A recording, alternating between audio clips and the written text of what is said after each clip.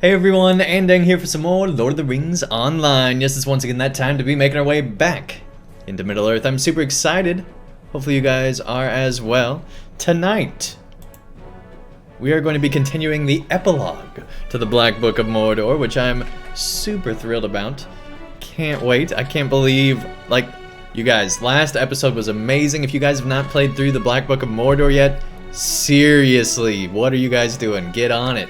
It is so good. Or if you're, you know, really early levels and you don't mind spoilers, check out last stream because man, oh man, it was so good.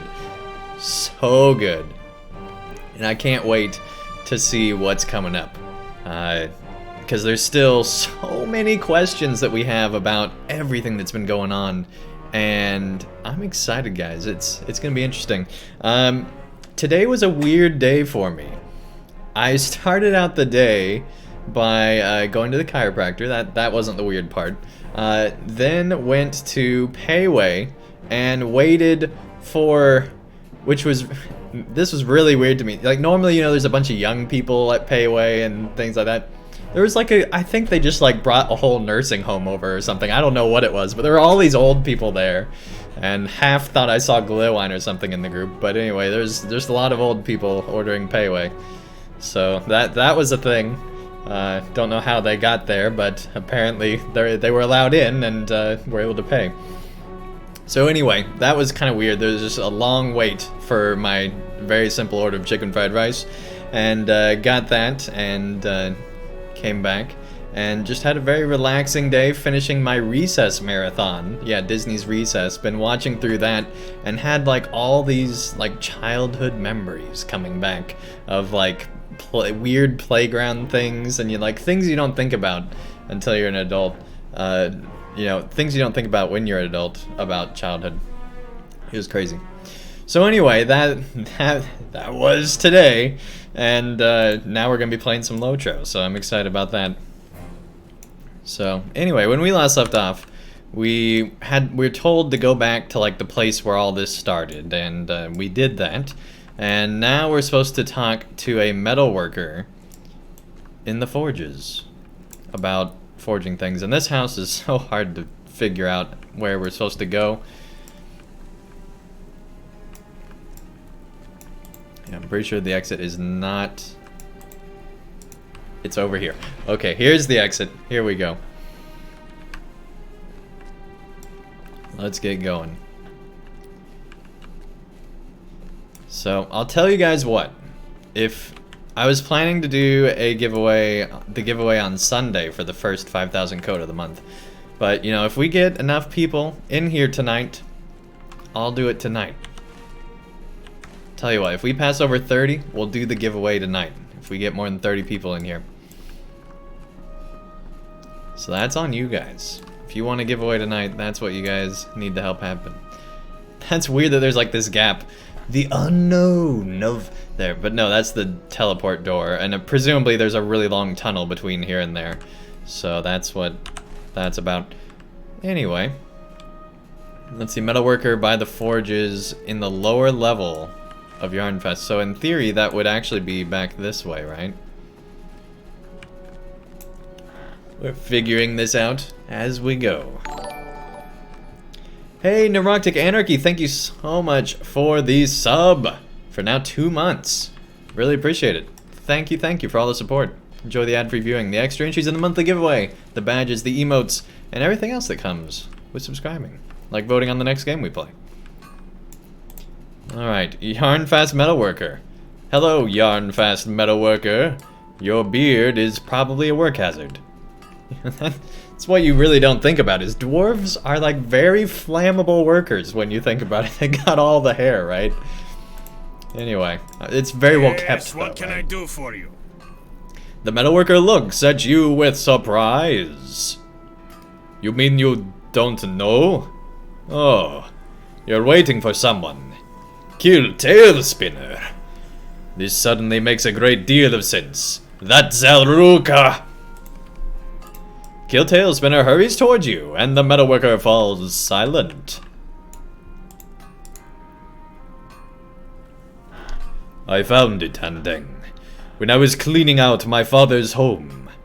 I chanced upon this mound, this mold rather, and a small locked box. I thought little of these artifacts, but put them away with the rest of the odds and ends. But look at this. Kill holds out a small casting mold with a hollow in the shape of a key. The broken key given to you by Gothmog rests comfortably within the indentation. Using this mold, the metalworkers here could fashion a duplicate of this key, and I warrant it will unlock the box I found. Or I am no Zelruka, but I am a Zelruka. Give the mold and these instructions to this fine dwarf, and once the key is forged, I will meet you back in the hidden chamber.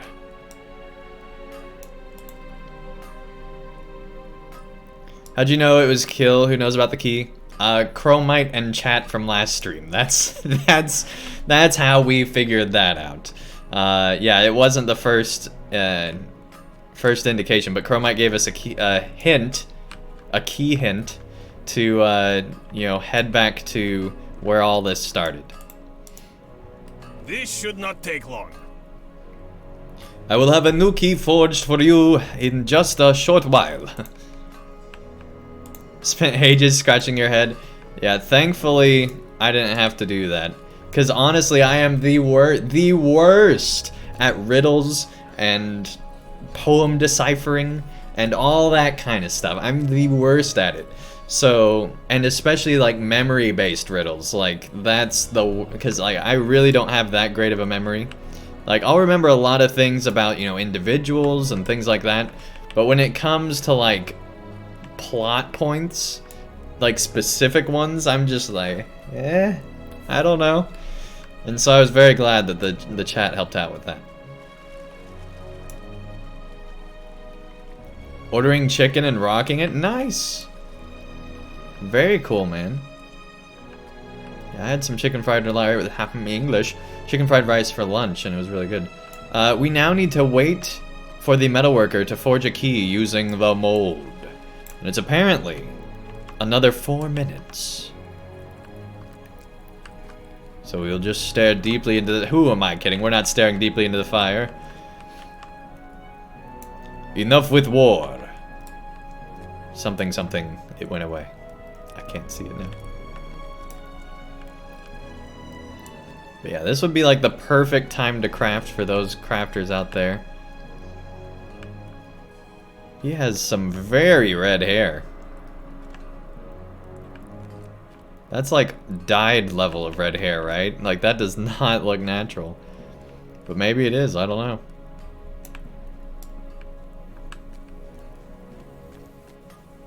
Oh, that's cool. They actually show him, you know, working. It's still the same old LOTRO, like, unrealistic piece of metal. But, you know, that's cool. Apparently it only takes 5 minutes to make a key in Middle-earth.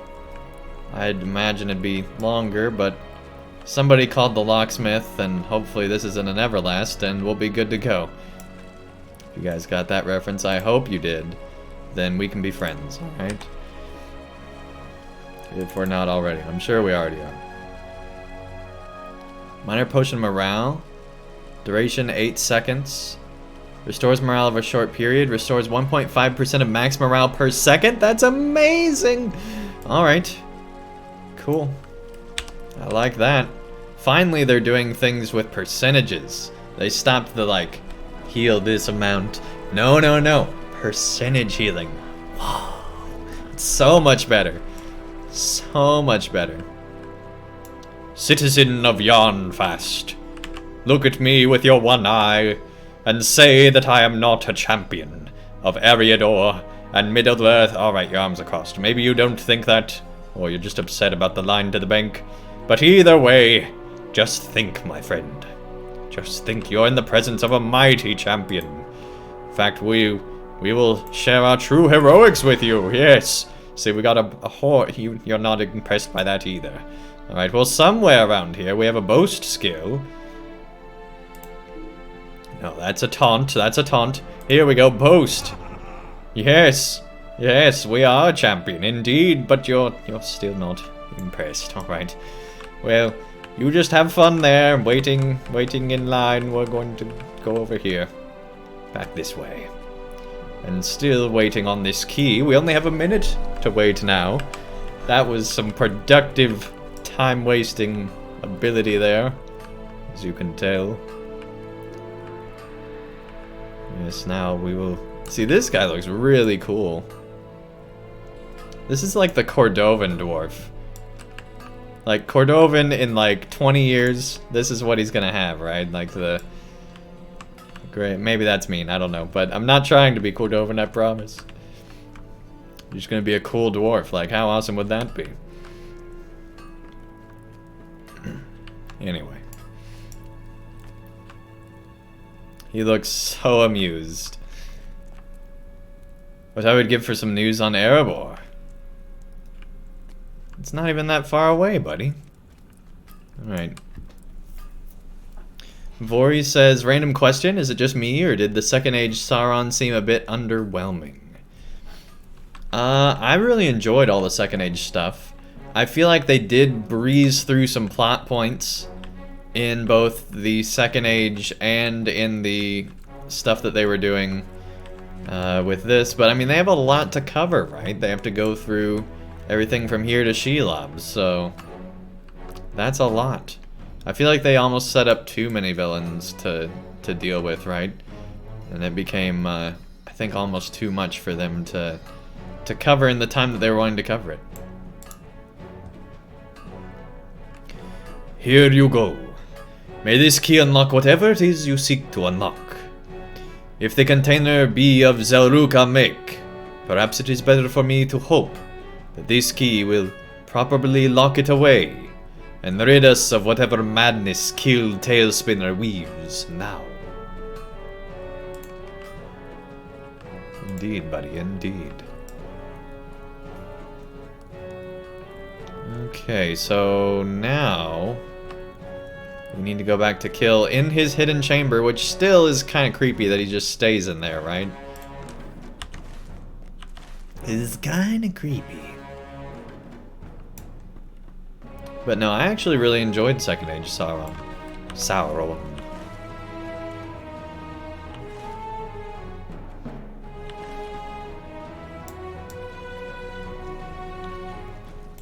Can we go this way to his house? I don't think we can.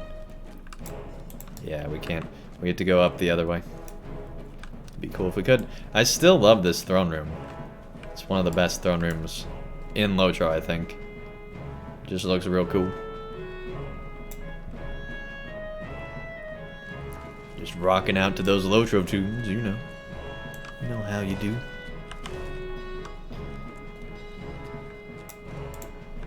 Here we go.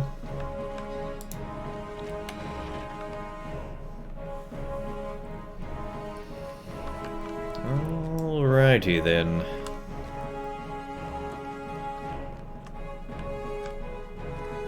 It's literally just a straight shot. I was going all over the place, but no, you can just go straight back. Alright. The key is forged.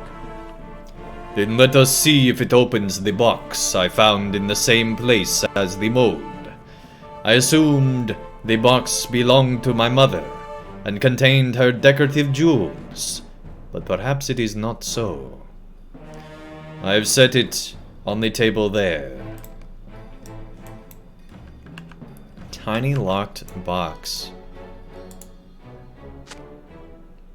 The key clicks in the lock. Inside the box, you find a small shard of glass. Nothing else.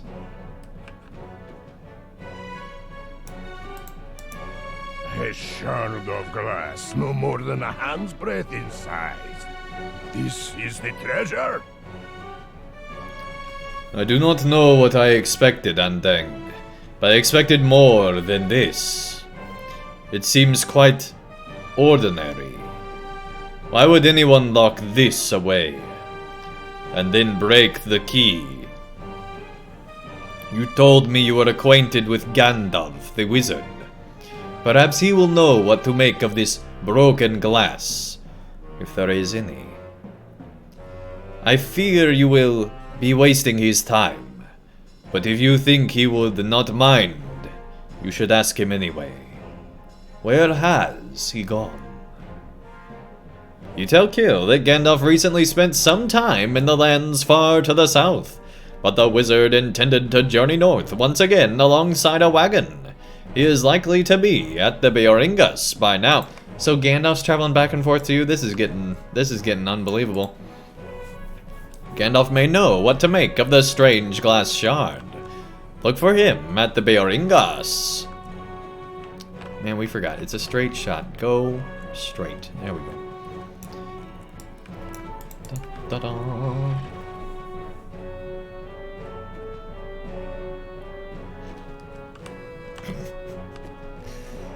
Alright, time to go to the Beoringas. Break our legs. That's the Watcher. Put him in the water. It's all done. This whole place goes up in smoke.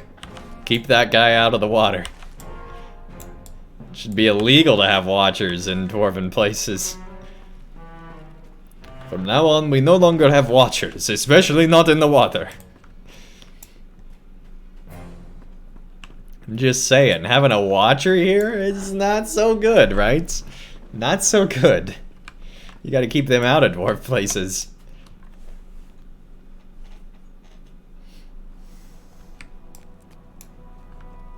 Probably gets picked on. Poor guy. I don't know, maybe I'm making a little too much out of this.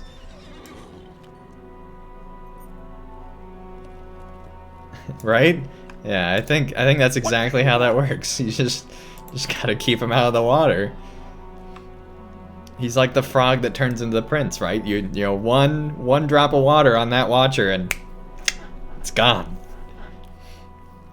He can never shower or bathe again. At least not while on duty. Alright, we could go to Erebor. I bet that would get us where we need to go. The Dwarfolds? Yeah, none of those really help.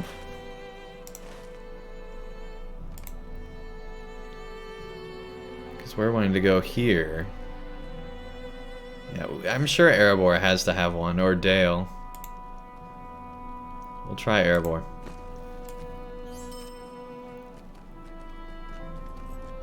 Here we go. Hey, Telrion, welcome to the chat. Nice to have you here. Welcome, welcome.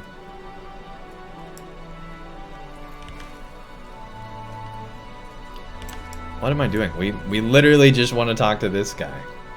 It's Erebor, man. You gotta keep watching all the cool stuff around here. Well met. Hey, there we go. Travel to Holtfist. That'll get us there. Good deal. No port to Dale? Nah, no port to Dale. Dale's cool and all, but Erebor's cooler. Just saying.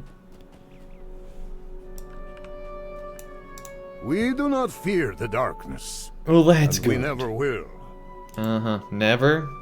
I find that hard to believe, but we'll see, buddy. We'll see. Hey, Kevin! Kevin Greenleaf in the chat. Welcome, welcome, buddy.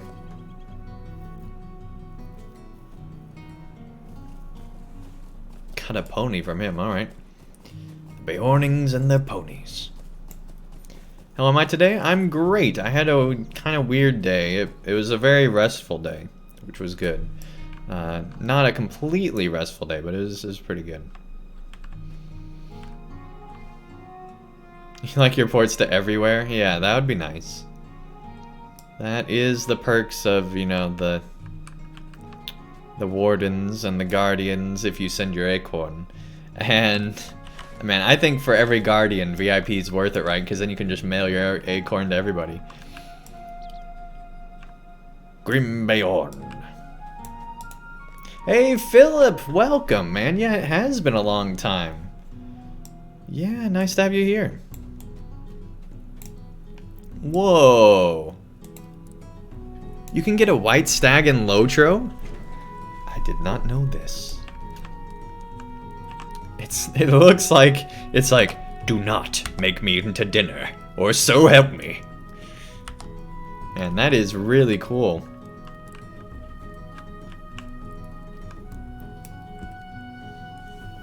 And we are doing a, we're potentially doing a giveaway tonight.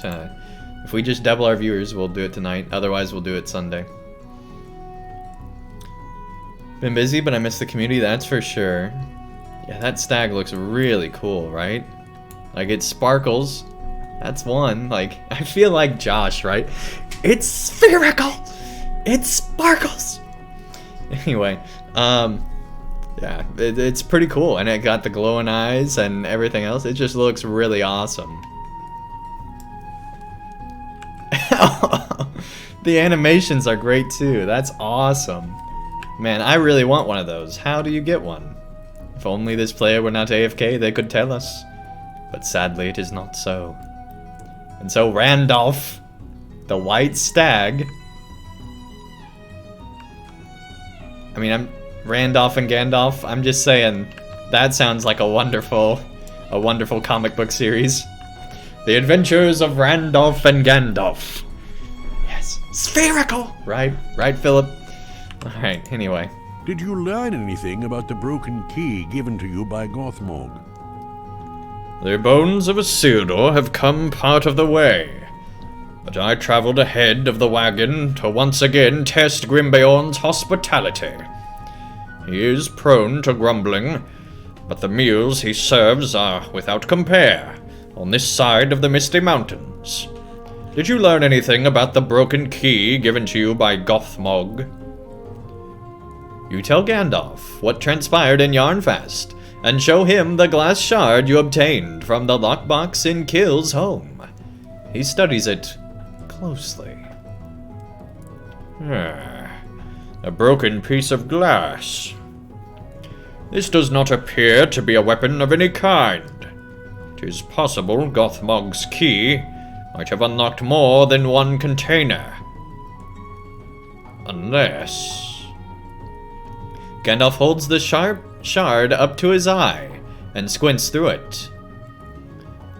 The glass is cloudy, as if it contains something which obscures my vision. It moves from side to side as I stare at it, almost like... Gandalf looks up suddenly and clutches the Black Book of Mordor, hanging from his belt. He flips it open and peers through the shard glass at one of the weathered pages. There is hidden writing here, Andang. It is as I suspected from the very outset. I did not think we could find the means to reveal it, but you have done so. Here we go, guys. This is gonna be some answers and probably some more Mind Palace. There is a moving radiance held within this glass. It reminds me of something. The rotating beacon atop Barad Curion, the tower of the crescent moon in Minas Morgul. Is this a shard of the glass from the beacon in the tower's topmost chamber? You have seen moon letters before, and so have I. Can it be that Voen wrote these secret words in the light of that beacon, knowing they could only be revealed by the same light? But what did he seek to hide? Did he record the location of the weapon sought by Gothmog? So what is up with this glass and that beacon? Is it like a meteor? Or like part of the moon? It'd be crazy if part of the moon was literally the beacon in the moon city. Like, that would be pretty awesome. Anyway, let's keep going. We must read the secret writing in the Black Book, Andang. Let me know if you are ready to do so. It is time to hear the rest of Voen's tale. Are you ready? I do not know what we will learn from Voen's secret writing, but whatever it may be, we will discover it together. It is time to hear the rest of Voen's tale. Dalton, welcome to the chat. Nice to have you here. You have to complete a journey through Middle-earth or a journey through Eriador to get that stag. Okay, cool. Any of these will do it. Nice.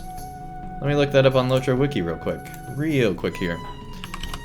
Journey through Middle-earth. Actually, Eriador would probably be easier, right? Eriador.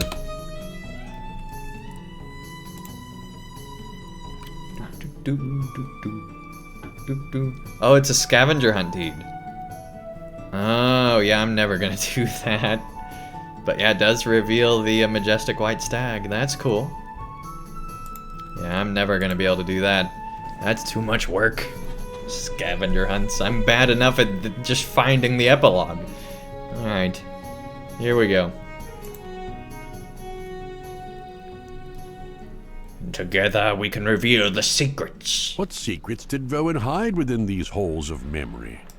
Let us now discover them, my friend. You said we weren't going to come back here, and here we are, Gandalf.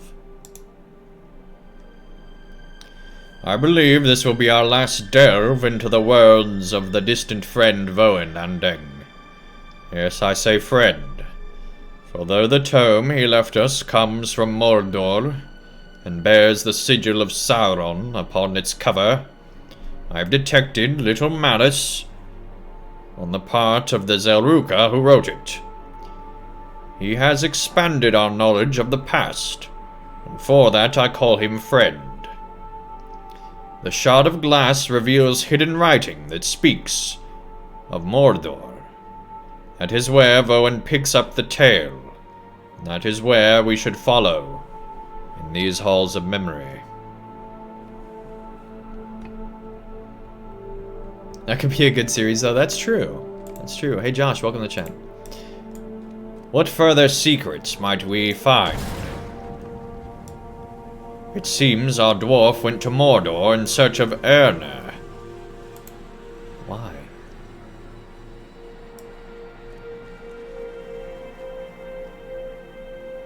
Hey, Gimli, welcome, welcome. Nice to have you here, too. Alright, here we go.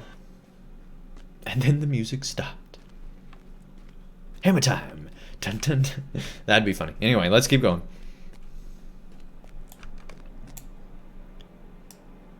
To Mordor I went then, seeking word of my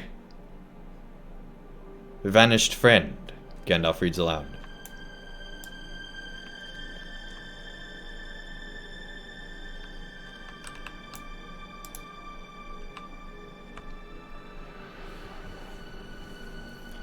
My mind wandered on the hard journey. I remembered our adventures together, and they brought a smile to my face, even in that dark land.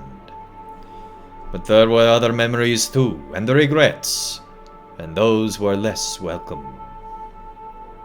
He had just become King of Gondor, and the crown was an ill fit. The taunts of the Witch King at Fornost ate away at him. If my horse had not bolted, he often began, but one of us was always there to keep him from dwelling upon it. If Magoldir had lived, his words might have kept Eonar from going to Minas Morgul, but Magoldir was dead, and would never return from Durthang. Could I have stopped him? This is the thought that comes back to me, again and again, as I write these passages in the dim light of the accursed beacon. He had just become king, and I trusted that his knights would keep him safe.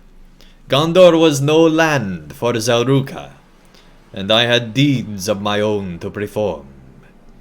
I remember his words to me before I returned to the northern mountains. Go find your city, Rowan. Go find Thafar Gathol. I remembered him then, and I bid him farewell. I will, I told him. Good, he responded. Perhaps then you will stop talking about it morning and evening. 7 years after that parting, I learned from travelers upon the road that King Erna went to Imlad Morgul with a band of knights, and vanished. I set out at sunrise the following morning, bid farewell to my wife, and resolved to find Erin. Hey Strider, welcome to chat. Nice to have you here, man. Welcome, welcome. Hey, it's so late. Yeah, it is late, man. I will find you, my friend. Yeah, we stream very late. I wish we didn't all the time. Sunday, we're hoping to do an afternoon stream, so be on the lookout for that.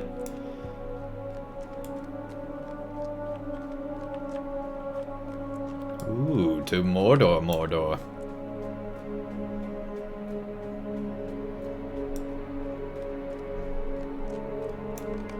Look at the sky in this place.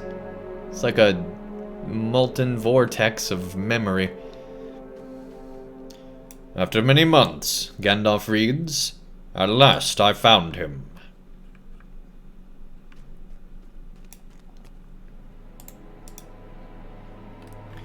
It was in the city of Minas Morgul that I came to live, hiding in plain sight among the other wicked dwarves that served the orcs and their foul masters.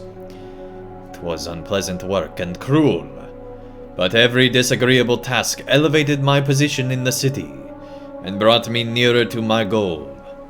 Other dwarves claim these Elruka have no patience. I proved them all wrong, and I was rewarded. In time, the bosses gave me a new post, Steward of the Chambers, within the tower, atop the city. It was there I at last found Eärnur, and a few of his knights who yet survived. Is this what passes for comfort in the lands of the south? I should think you could do better than this, Eärnur. I see you still have your sword, which makes you more guest than prisoner. Hey, no worries, Kevin. Thanks so much for tuning in while you were here. You should have asked for better accommodations, I think.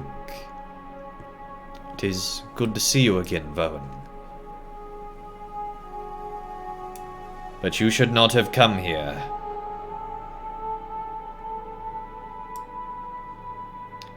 That goes double for you. You never did have much sense.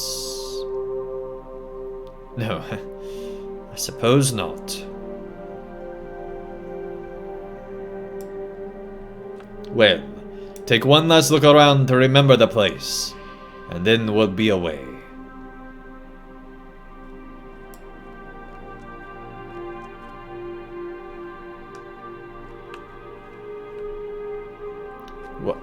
Why do you not follow?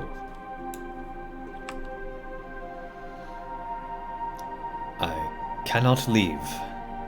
He has barred the way with cruel enchantments. There is only one means of escape, and I would not take it. But I spent 5 years in search of you. I will not leave alone. The Lord of the Nazgul will know if I pass beyond the threshold. He will reclaim me and slay you, or worse. I will not bring either of those fates upon you.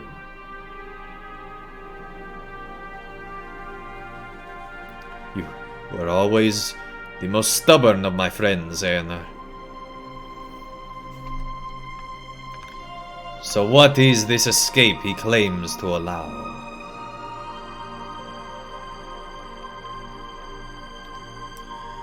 Using dark arts, he drained the humanity of several of my knights. They were transformed into the Kargul wraiths of evil that exist only to serve him. That is a sad fate. Death would be better. So thought Kauter, but he did not have the chance. He was the first to be changed, Our other friends remained in the dungeons. Poor Calter. I will see what I can find out, or if the others might be freed. Is that the fate of the Nazgul Lord plans for you, then? No. He allows me to keep my sword, for it figures in his plan. He wants me to despair, to abandon all hope of a free life. In that last moment, he wishes for me to fall upon my own blade. Only when Orthodale drinks my blood, he'll allow me to die, and escape him. It sounds like a trick to me. I am no scholar, but he must have woven some enchantment around the blade. Letting it taste your blood will likely bind you to him in some unpleasant fashion. I have resisted for these many years, but it becomes more difficult with every passing day. He is patient. This is the only victory that will satisfy him. He is willing to wait.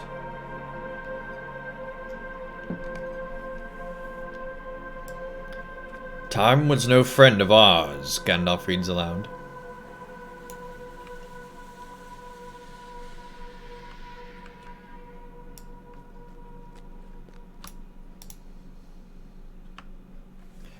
We will think of something. There is still time. The Witch King's pride will be his downfall. He thinks to rob you of the spark that drives you. Aenar, the fire that so infuriates him. As long as that passion to resist him burns within you, he will not know victory over you. I have stayed here too long. I will be back tomorrow, my friend. Like a grinding wheel, time moved ever onward. Gandalf reads.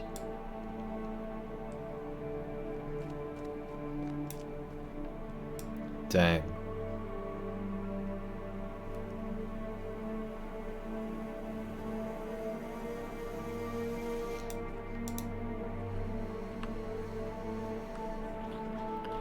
Think, Aenar, think.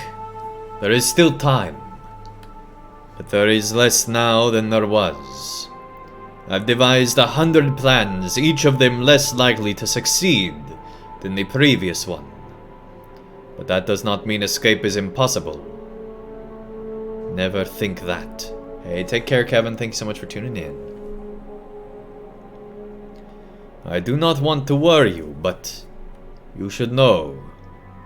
Silmatar is no more.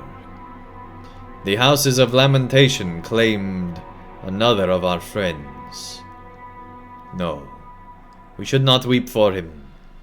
Let his fate inspire us to escape, and we can mourn him when we are both free of the Black Land. Not just he, but Silmatar and Calatir, both. Think!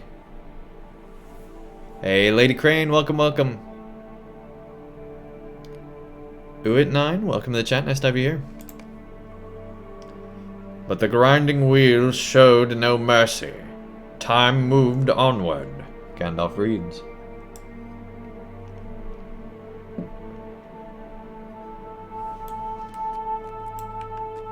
Dang. Keeps looking more and more hostile here. Now they're over here.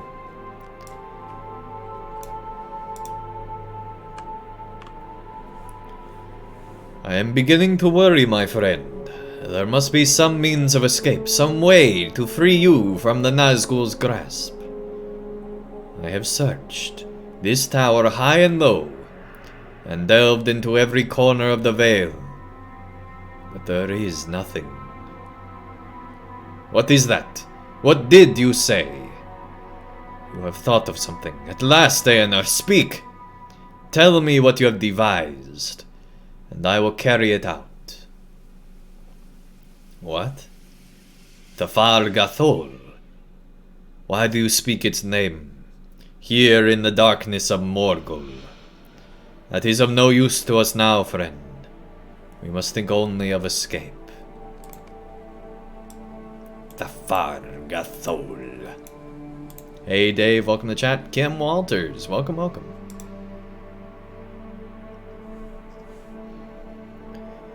From all the time I have known you, Voen, you have dreamed of finding your lost city. I do not want you to waste your years here in this tower, seeking to prevent something I know to be unpreventable. Yes, I know my doom. Here in the heart of this power, I cannot hope to resist the Lord of the Nazgul for much longer. He knows this, but he seeks not only a thrall. He wants something else. He wants to destroy my spirit, the fire inside me that so infuriates him. He wants me to despair, to fall upon my own sword, to say that with word and deed, you have the victory, and I am bested. You were right, Voen. You were right. That would be no escape. That would bind me to his will. Know you of Egomoth? He was the lord of this city when it fell. But he did not wait in the tower for the Nazgul to slay him.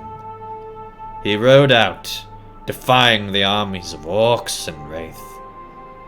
And though he came in the end to death, I think his onslaught will be long remembered.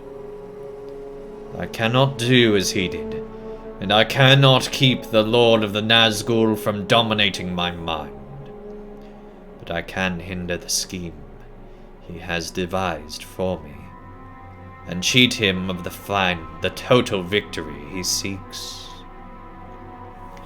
None will know of this save you, Voen. My own onslaught will not become song or tale or legend. It will be the deed of Aener, who resisted evil to the last. I cannot leave the tower without alerting the Lord of the Nazgul. But the same cannot be said for Orthodel.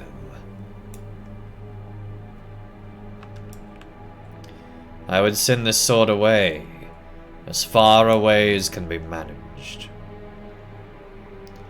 Let this be my last act of defiance.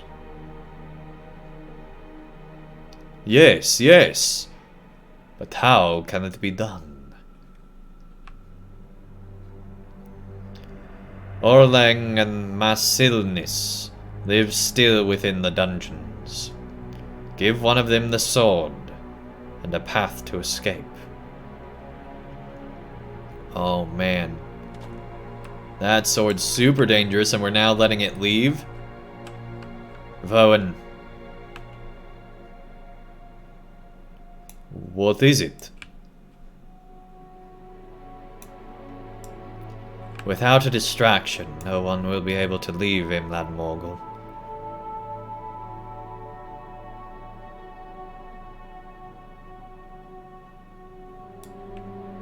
I understand, Arner.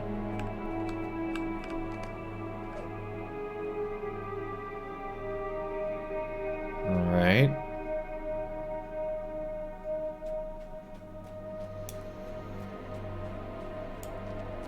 Man, this is crazy, guys.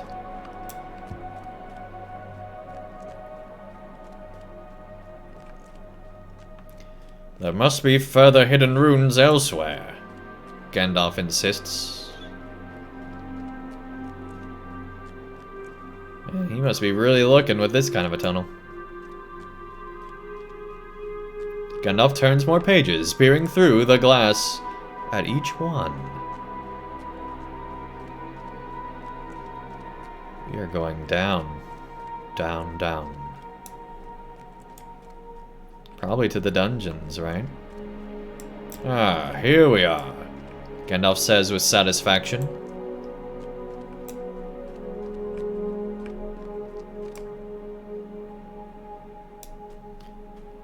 Every step I took in those dungeons was the heaviest of my life, reads Gandalf. Whoa, that's like the hypnotism thing. Alright, let's look at what's over here. Rowan, what news of Arna?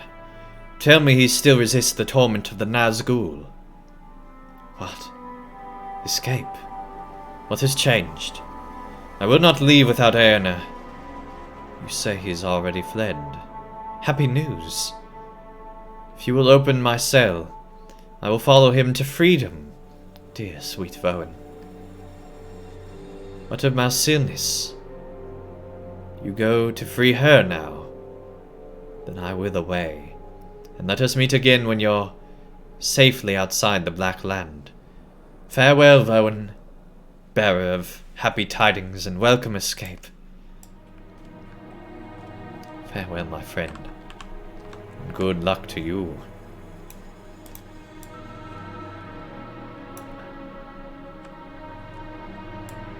Goodbye, Orlang. I am sorry.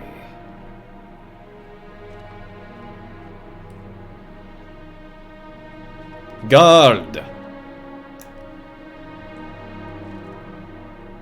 What do you want, dwarf?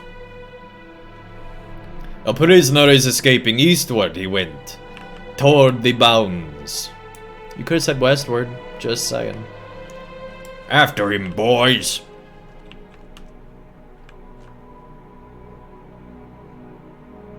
Dang. He turned him in.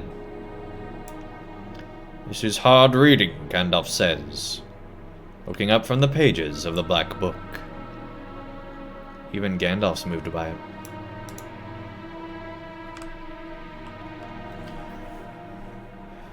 Only one of Eärnur's knights could escape, but even that would require the Guardians in the Vale to be occupied with some distracting mission.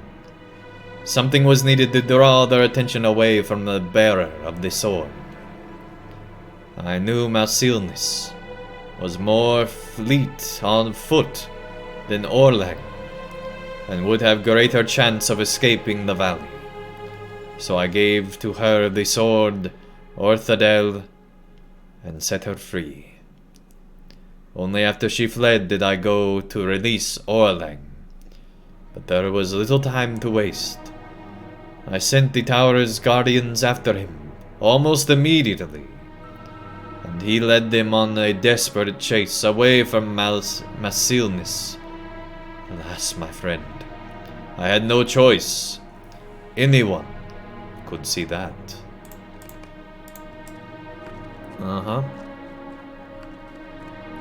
The sword, at least, never came back to Imlad Morgul.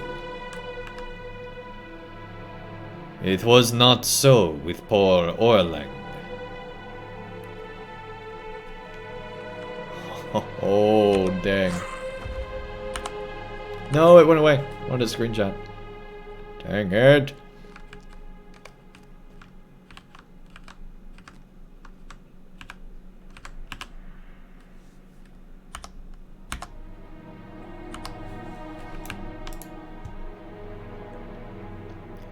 And so ends the hidden runes Rowan left within the Black Book of Mordor, and if the knights Malsilnis escaped Imlad Morgul and came to free lands again, Rowan does not tell. And yet, I think we have learned enough from this Black Book for me to suggest some possibilities.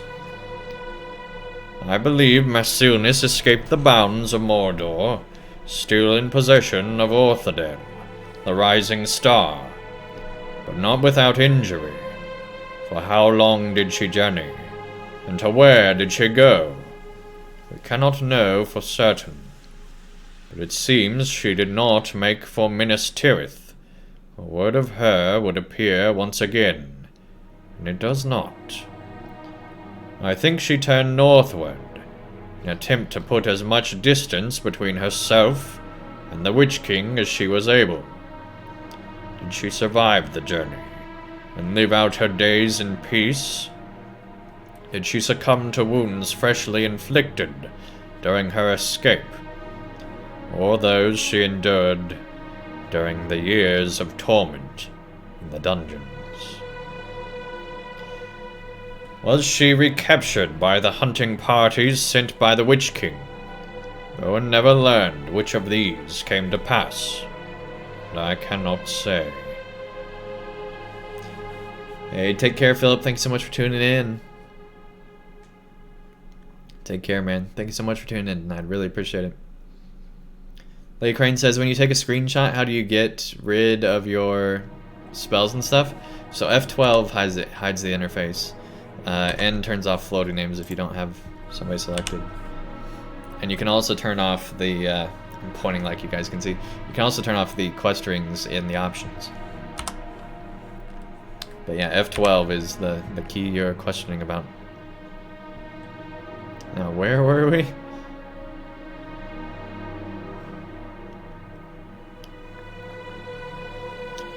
But of this I am quite certain. Whatever may have been the fate of this knight of Gondor, the blade she carried out of the Morgul Vale survived. Orthodel was of elf make, wielded first by Magaldir, the elf during the siege of Barad-dûr, and later by King Arna of Gondor. That's how all this ties together. But in time, its history was forgotten, and its name was lost. It became just a sword, handed down from bearer to bearer for many years. Somehow it found its way into the hands of a Dunedain, and became an heirloom of his house. That is how it came to be. It came to the ranger Golodir, Andang. Yes, though it endured much over the years, I think the sword would be remade in the forges of Rivendell, and renamed Dunakar. Was once known as Orthodel, and so the Rising Star became the Avenger of the West. That's awesome. That's the same sword from Volume 1. How cool is that? Yes, it is conjecture only, but I believe it to be true.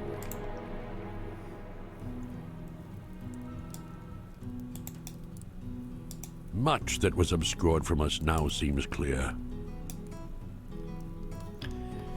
When the sword Dunakar pierced Mordorith's form in the throne room of Khand Dûm, the purpose of the Witch King was fulfilled 1,000 years later, but not in the manner for which he planned.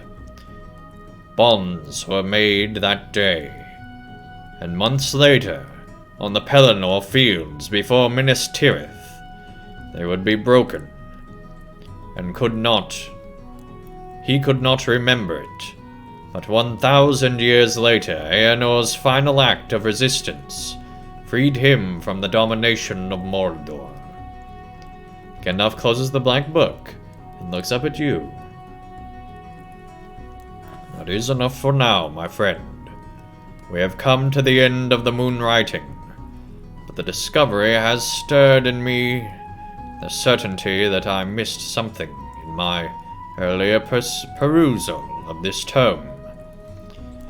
I do not know what it may have been, but I can sense its presence still. Ah, mysteries upon mysteries. Perhaps I will return to this matter when we've satisfied our other charge. Yes, I fear we've spent too many hours in study, neglected our other tasks. Have you forgotten why I came this way? Probably. This has been a long plot. I am here in the Vales of Anduin as an escort for the wagon bearing Isildur's bones northward. Yes, the son of Elendil was at last complete the journey he began at the start of the age, and by doing so, see the fulfillment of his oath. I left the wagon to partake of Grimbeorn's hospitality, for his dogs serve a merry feast, but it is past time for this wizard to return to service, and you should come with me. Are you not tired in this business as well? Do not give me that look. I had very little to do with your getting involved, if you remember. I dare say I could not have stopped you, had I the mind to try. I will see you alongside the wagon. The driver should have reached Lairland by now. Look for him along the road beside the Gladden Fields. Isildur's last journey, guys. Here we go.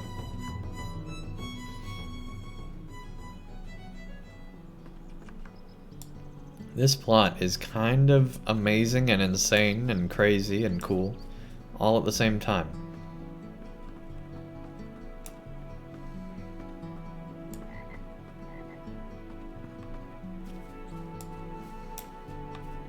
Hello, stable master. Sorry, Legolas, you're kind of being ignored right now. The Beornings once made safe the Riverlands. Let's see, where do we need to go? We will again. Way down there. Alright, let's go to Blumgard. Here we go.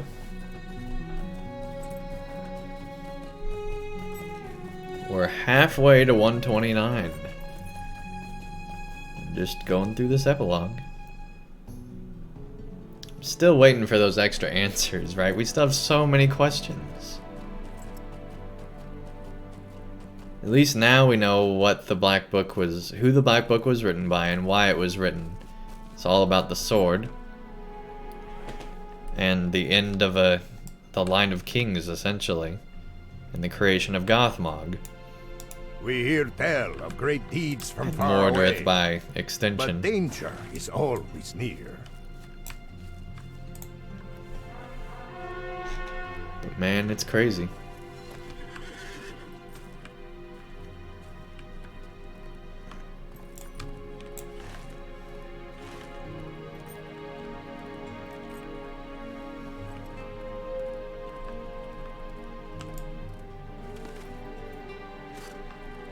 Here we go.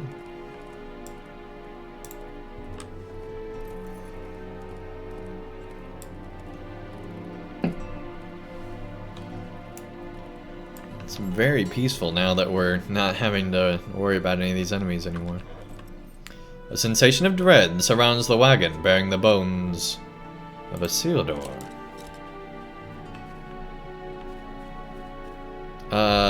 You just got the wagon? Nobody's pulling it here? Alright. I sense the presence of evil. Something is not right. Something is amiss. I sense the presence of evil. I'm beyond harm. Have I not suffered harm enough in these lands? But I would have no further injury come to my remains. Whatever evil comes here, be gone. Take thee from these lands, and leave us be.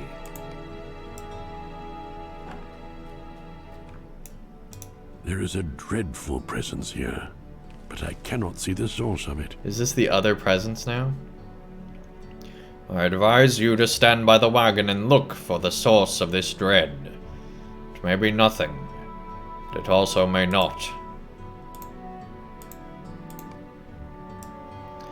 Vagari, the Wanderer, has come to this place, enveloped by a feeling of dread. I remember now. It was lost to me, but now it has returned.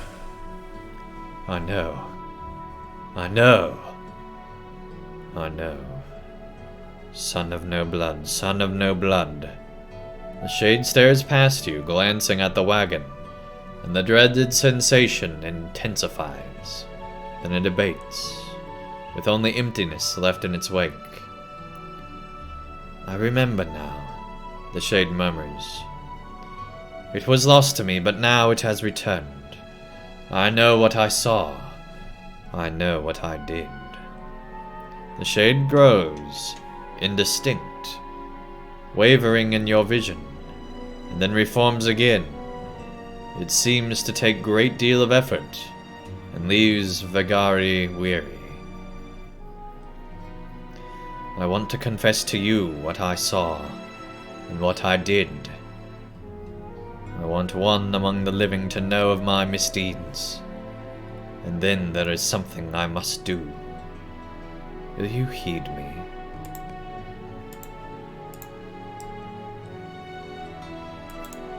Do not forget this is a creature of evil. But I think we should heed it. Thanks, Gandalf, for that reminder. The source of the dread has become visible to us, and wishes to confess its crimes. I find this most peculiar, Andang, and I urge you to remain on guard. We must not forget this is a creature of evil. I think we should hear what it has to say. Let us hear what Vagari has to say. Isildur's last journey. The Wanderer's confession. My story begins long ago. So very long ago. Since this is the Black Book, since the Black Book is at an end, what would you like the next big thing to be? The White Book of the Valar? And what would it be about? The cookbook of Peregrine Took. The cookbook would be pretty good, right? That would be pretty great. Honestly, I just want the return journey to Eriador. Like, Aragorn's wedding and all that, and then the return journey to Eriador. Have them finish up volume, you know, the epic story. I do feel like the Black Book of Mordor could have easily been within the epic story, but it makes sense that it's its own thing as well. But yeah, I think finish up the epic story, do, you know, all that, and then have, like, you know, the conquests of Gondor as they go into Rhûn and Harad and Khand and everywhere else they conquer. That would be super cool. My story begins long ago. So very long ago. This is my tale. Hear it, and know from whence I came. Alright, buddy. I was born in Númenor, 2 scant years before its fall, but I cannot trust my memories of that land. Are they true recollections, or the fleeting shadows of stories I was told? The impressions of others? I cannot say. But I know the name I was given. I was born Adunzagar. I was only the first. It was only the first of my names, and not the last. My father was Urizagar, the Captain General of Númenor's fleets, and his title was Sword of the Sun. Do I remember his cruelty, or his worship at the temples of Sauron? I thought I did. Do I remember the warmth of my mother, Abrazani? Or is that memory a creation too? Balm from the hurts of my heart. This I do know. My mother pleaded with the sons of Elendil to make a place for me on the ships when the deluge came to Númenor. That's one way to the flooding of Númenor. The deluge, yeah, that's like the most mild way to bring up the complete sinking of a continent, but sure, yeah, the deluge of Númenor.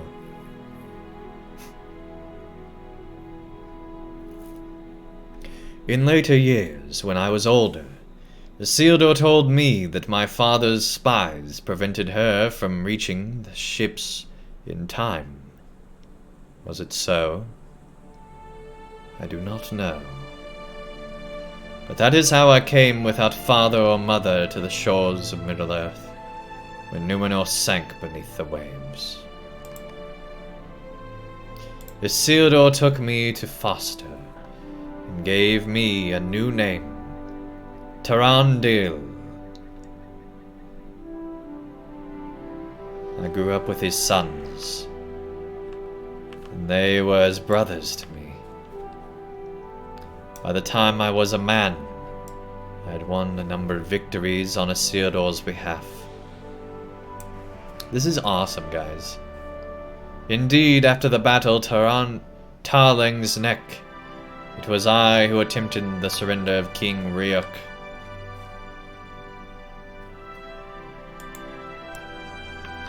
I myself delivered Riok's axe and spear to Isildur, and attended the victory feast with him. Vows were sworn and speeches were made, but they passed me by like mist. I had eyes only for Barantel, King Riok's only daughter.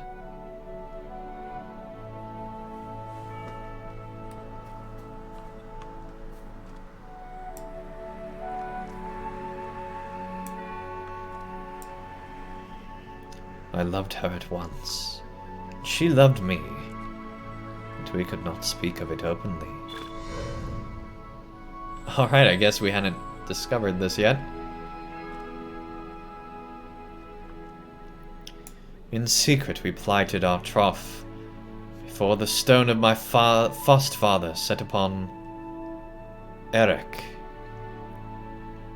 What, secretly? King Riok had pledged peace to my people, but he still hated the men of Numenor.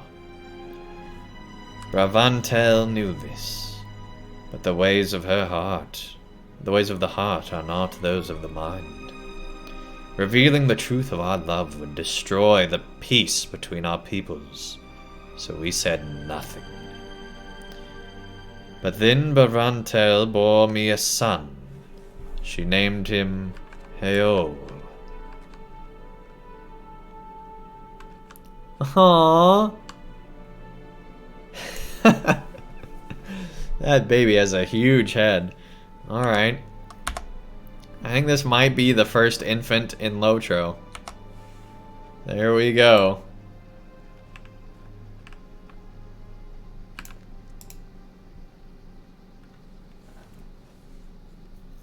It's a baby potato, right, Uber Nubage? Welcome, by the way. Thanks for the follow earlier. King Riok was enraged, for he was certain that his grandson had been born a bastard. But Barantel soothed his ire with reassuring words. She told the king she had been married in secret, not to an invading Númenórean, but to one of his own warriors, who had recently been slain in battle with orcs. Heol was born of that union, she said, and therefore the stain of dishonor could not cling to him. Riok's anger cooled, and he agreed to raise the boy as his own grandchild. I grieved with my son. I grieved that my son would not know his true father, but there was nothing I could do. I stole gold from the treasury of Prince Aether of Belfalis, and sent as much as could be done secretly to Bravantel, to provide for the boy. But then I was summoned back east by my foster father Isildur, for the host of Mordor had come down the valley and overthrown Minas Ithil. So that's why he did not want to talk about all the girlfriend jokes or anything like that. It's because he secretly had a wife, and he couldn't tell any of them about it. He was just over there brooding. That explains so much about the earlier stuff. Alright. Sauron's war had begun, and the kings sent word to all their allies that it was time to honor their vows. It was then that Riok learned the truth. Oh, dang. Is this gonna be the reason they betrayed? Heol had been born with blue eyes, uncommon but not unknown among the wild men. Their eyes sometimes did not darken until they reached the age of 2. But Heol's eyes did not darken, and his pale skin and the black hair betrayed his Numenorian blood. Ryak confronted Bravantel, threatening to kill her child, and she confessed the truth. She said she had loved a Dunedain, but she would rather die than betray his name. Incensed, Ryak ordered his warriors to set down the spears. He swore an eternal enmity with Gondor, and declared he was breaking his oath. The men of the mountain would not fight against Sauron. And so the curse of Isildur was levied against them. And it's all his fault. Wow. Wow. Why does the baby have a grown man face, right? This all makes so much sense. It's lore breaking, but it makes so much sense. Who would have thought the Black Book of Mordor would explain the betrayal? That's crazy. Alright, that's cool. I pleaded with Isildur to show mercy, to forgive Ryak and his people of their oath breaking. But my foster father's wrath at their treachery was so great, I feared for my life. I quailed before the storm of his rage, and told him not of Bravantel my wife, or Heol my son. Would that truth-telling have changed his mind? Would it cause him to repent of his curse? My mind dwells ever on this, not the earliest of my wrongs, but the first I regret. I went north with Isildur and my foster brothers to summon aid from Arnor and from the Elves, and every night my heart pleaded with me to speak the truth, and every day the guilt pressed heavily upon me and weighed my lips shut. For all my time with the Great Alliance, I kept secret my marriage to Bravantel and the duty I owed my son. My brothers goaded me with the thought I might never marry, and each of their barbs pricked more deadly than they intended or imagined. I feared for Bravantel and for Heol. When the war finally ended, I was frenzied with worry for them. Isildur offered me the chance to be the Captain General I had dreamed of becoming, commander of all the armies of the Dunedain, but no longer did my heart desire it. I longed only to return to the White Mountains, so I could find my wife and son. Then I will make you more than a mere lord, my son of no blood, Isildur said to me, but rather a prince, for Aeter and all his sons perished during the war. Belfalis needs a new master. Go, and take my blessing with you. I will take your blessing, I said to him, but not for me. Show mercy instead for the men of the mountain, and lift the curse you placed upon them. I'll bring you the false king's head, and his people shall swear the oath anew. Hey, Sword, thank you so much for the raid, man. Really appreciate it. Welcome, welcome. What are you guys up to tonight? But he refused. Always did Isildur refuse me this one request. I brought desperate search to the Vale of Morthond, but could find no sign of the wild men. Their villages were abandoned. Peopled only by bones. The Hill of Eric had become a blighted and fearful place. I followed the few signs I could find into the mountains, to the source of the Black Root. Have we seen the wraiths of his family before? Deep within the darkness of the mountain tunnels, I found that I came too late. The wild men had all died. Some had perished by starvation or disease. Others had killed one another or themselves. Ryok lay among them, his own sword buried in his heart. But that was not the worst of it. Isildur's curse had taken hold. I was chased from those tunnels by the shades of Ryok and his household. From the top of the hill of Eric, he howled his rage and fury at me. That's amazing, guys. Yeah, the music is epic right now.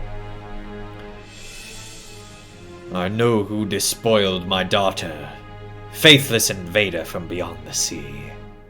My rage will follow you forever. Though I remain bound to pass no further than Erok, you will never be free of it. For my howling anger will pursue you wherever you think to go. But that is the least of the daggers with which I cut thee. This will be the sharpest. There can be no escape for my daughter and her child. You will share my sorrow. Detestable thief. For she and the child will remain with me forever. The Shade of Tarandil falls silent, overcome with ancient grief. This is so depressing, guys. Jeez. The Shade of Tarandil says nothing, dwelling upon his old sorrows.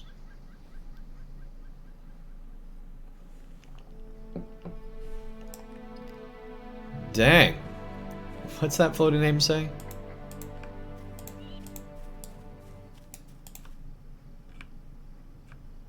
Upset what?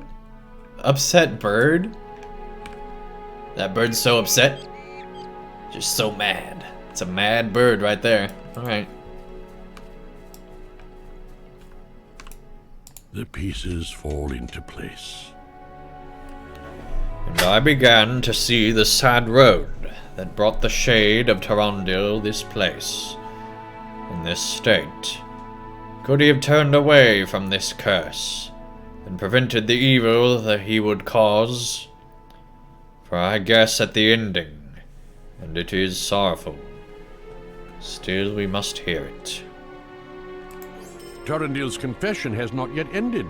If he will say more, we must listen. His father's son. I have more to tell, though it caused me pain. Here's what I want to know. Why is all this in the epilogue, right? Like, a lot of players are not going to play the epilogue, but this is where, like, all the answers are. This should have been, like, the last chapter, and then they did the epilogue after that, in my opinion. But, hey, anyway. I have more to tell, though it caused me pain. I heed it not, for the wounds run deep. There is no part of me that feels them not. Never before had I known such despair. Again, with the, like, fabulous entrance there, alright. I remember little of the days and weeks that followed. I wandered in the wilderness, mad with grief for my wife and son, lamenting their doom, an eternity of pitiless unrest. I never came to the halls that awaited me. Belfathus was not to be mine, and I cared not. I dreamt my family called to me, their voices drawing me deeper into the wild lands. I know not where trod my feet, uncaring. I grew gaunt and hungry. So this guy could have been Isildur's heir, right? And then we would have never had the whole, Aragorn and all that stuff, but maybe not. Maybe he starts the Ranger line. I don't know. I don't know where this is going, but it's interesting. Somewhere in the wilderness, not far from the site of past victory, that was now wholly meaningless, I found a creature that was known to me. No, because that's the whole other line. Never mind. One of 9. It was a Nazgul of Sauron, and I could not escape it. Do I say could not? That is not the right of it. Hey, take care, Sword. Thanks so much for the raid, man. Really appreciate it. Oh, you've been playing Fallen Order? That's awesome. On your new PC? Dude, sorry I didn't see that earlier. That's awesome, dude. Very, very cool. Yeah, I'm definitely planning to play through Fallen Order as well. That's awesome, man.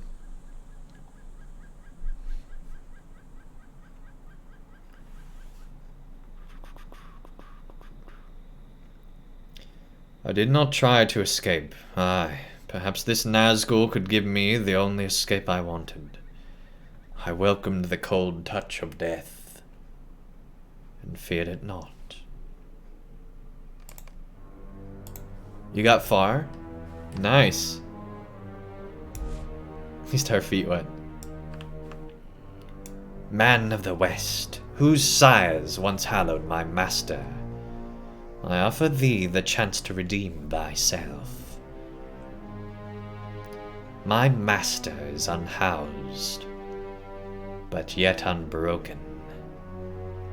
If thou aidest him, if thou bringest him back to power, he can grant thee thy greatest desire.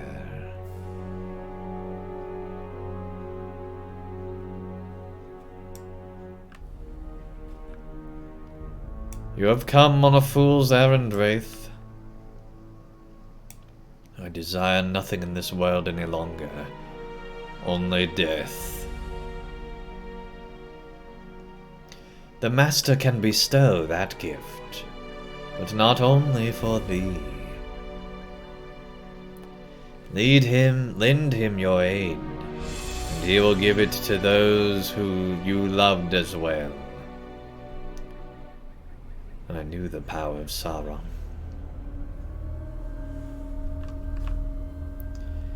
Had it not taken the greatest kings of both elves and men to defeat him?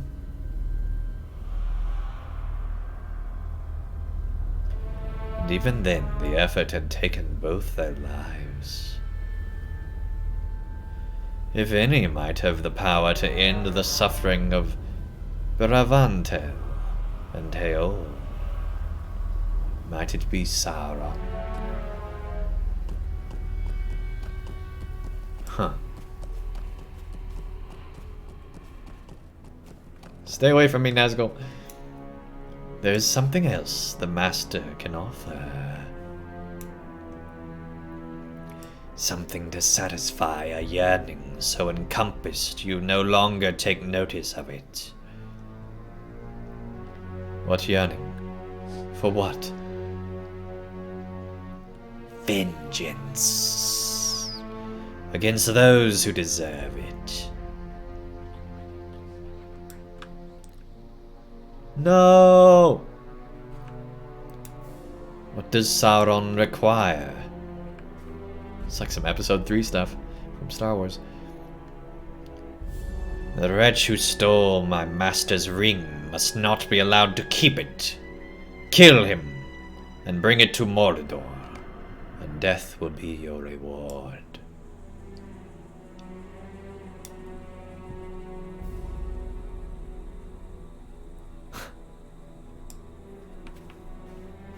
Wow. I thought this was already sad, but man.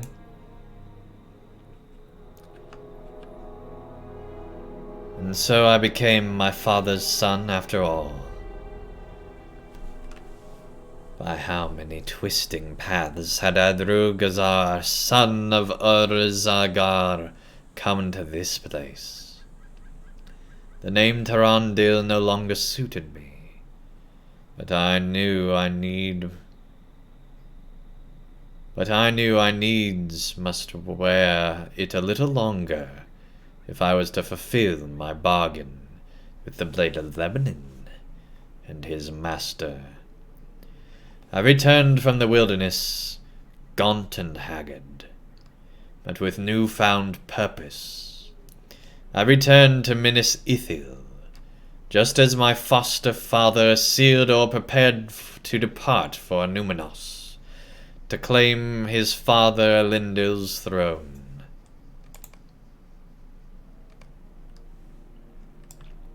They delighted to see me again, for they feared my death in the wilderness.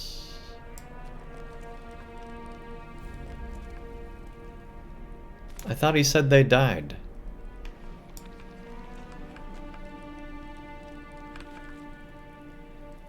Yep, you still look evil.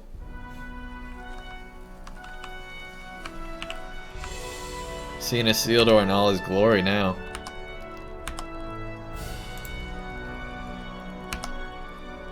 That's awesome.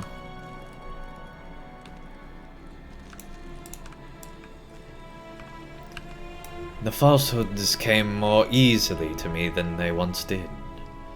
I told Isildur and my brothers that I had been waylaid and wounded by orcs on the road, left to die by one of their raiding parties. That would have been the end, I said to them. But for Orndroth, the men of the mountain, they rescued me and nursed me back to health. For that they have my gratitude. I tell you true, I would count their broken oaths repaired for this deed.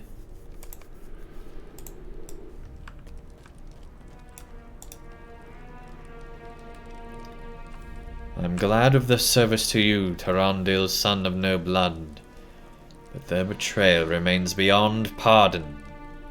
This treachery cannot now be redeemed, no matter how dear to me the subjects of their aid.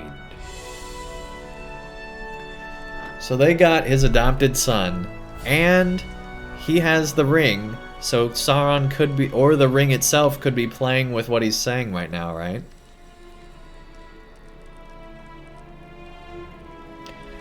But let us not dwell upon the oath-breakers.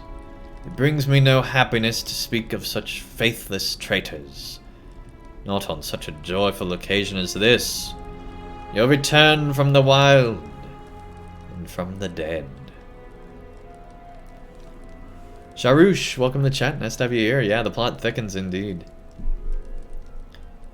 I understand if you do not wish to take the western road again so soon.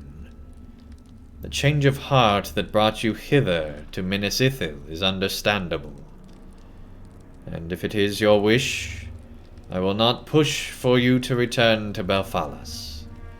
Come with us instead on the northern road, if you are hale and hearty enough for the journey.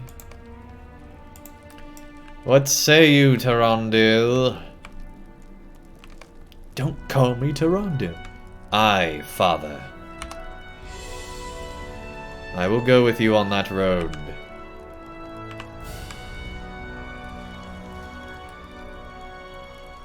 Dang. For every step of that journey, I imagined many ways Isildur could die.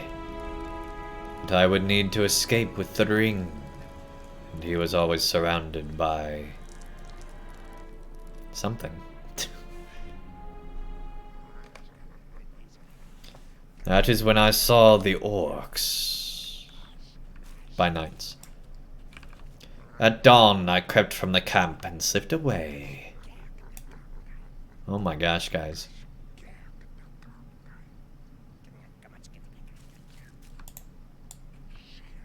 Gurnak. Man, Gurnak is very imposing, right? He is the guy that potentially took down Isildur. Unless they failed, in which case that would be even funnier. He's thick, right? You are more reckless than the others of your kind I have slain. But there is something else too. A shadow lies upon you, deeper and darker than that of any orc. Is that why you have given us the marching orders for your band, and suggested this plan of attack? Is this more detailed than any orcish plan of battle? A feint of a retreat, followed by a finishing attack with the guard when the guard is down. I like it. I could kill you right now, foolish one. You have given us the perfect location to surprise your band, trapped between the marshes to the left and the forest to the right. What need do I have still of you? I can name the reason you still live. It is only this: my curiosity. I want to know why you do this. Why betray your king? Because he deserves death. I ask only 3 things. First, my life. Second, escape.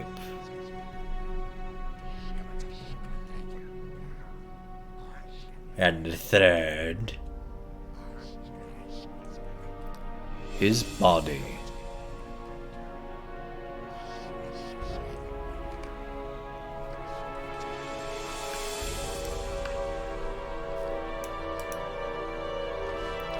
So be it. I will give you these 3 things for which you have asked. My crow feeders will get first crack at you, your marching men, but I will send word to the other raiding parties with range of us. Bloody Moon and Twisted Neck will want to be included, but my crow feeders deserve the greatest share of the treasure, and they will get it. But I warn you, traitor, cross me, and you will keep your life. But only so you will know the torments, the like of which you have never dreamed.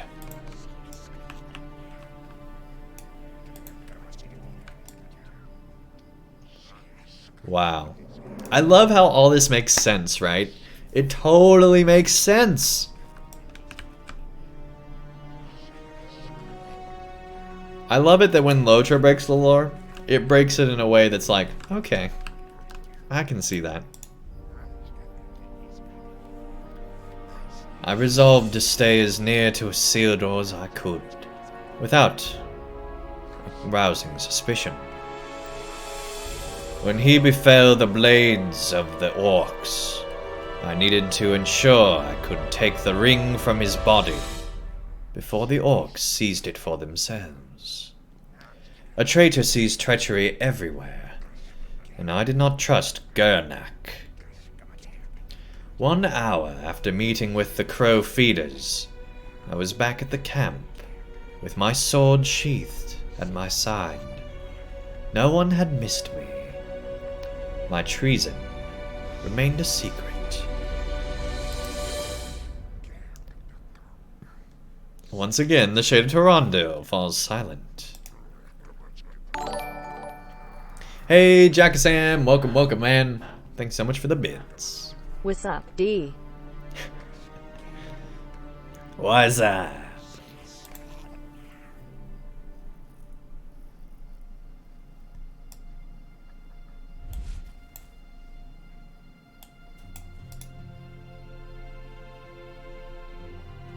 Yeah, I bet he just stares at him. No question. Much has been made clear to me by Tarandil's confession.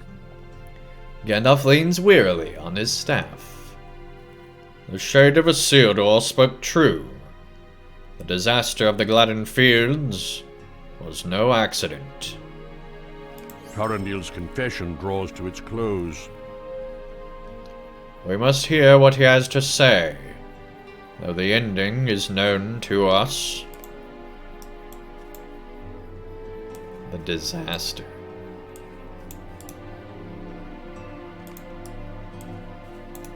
Fear and relentless worry gnawed at me on that northward road. As my foster father's company followed the northward road, between marsh and forest, I saw the signs of Gernak's raiding party everywhere. Each snapping twig, every bird taking flight, all seemed to herald the missteps of the orcs. The maps are changed, I remembered thinking as the company neared my scouted location. The course of the river is different than it was when we came south. The lay of the land may not be as I remembered. It is not going to work. Then there was no time left to doubt. If Adronzagar could have repented of his treachery and stayed Tarandil, that time was gone when the orcs attacked. I did not notice its passing, for at first the plan I had given the orcs seemed without flaw. At first. The darkness shielded their numbers, and enlarged the attacking force in the minds of Isildur's men. Still they were valiant, and tempered by their travels during the war they had so recently fought. When there came an opening, my foster father commanded they press further north. But it was not the harbinger of victory it seemed, and the orcs returned for the second of the attacks I had suggested. Oh man, here we go! The second attack was more fierce than the first had been. Isildur's defeat seemed certain.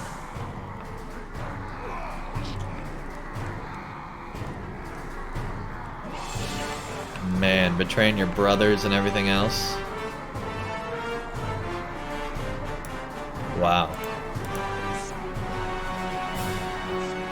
I became separated from Isildur during the fighting, and while I was engaged with the orcs on one flank of our diminishing circle, he gave something to his esquire, Otar.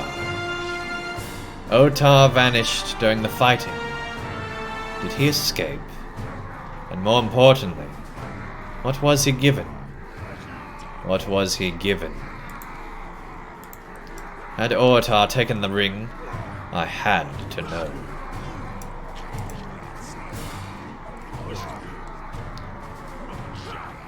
Tarandil, you have to keep fighting. We are going to get through this. What did Father give to Otar? This is not the time for this, my brother. Keep fighting. There are too many. Ornahir, Tarandil, you have to protect them. Bimasil, I will.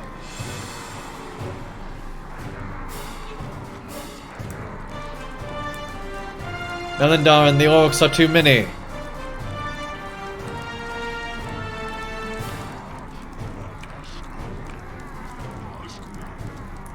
And we're getting some good shots of Isildur today.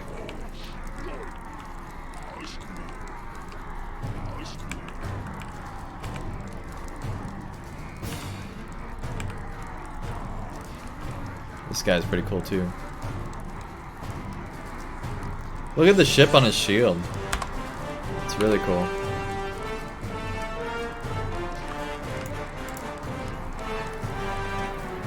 Trondil, you are alive. Thank the Valar.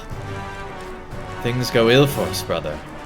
Father sent his esquire away before the fighting became too thick, entrusting Ortar to bear the shards of Narsil away from the battle. But I fear he did not give him the object of the orc's desire. If we do not do something, they will seize it. Father, you have to escape. You must bring it to... Stand tall, my sons. Father, wait. He just abandons his sons?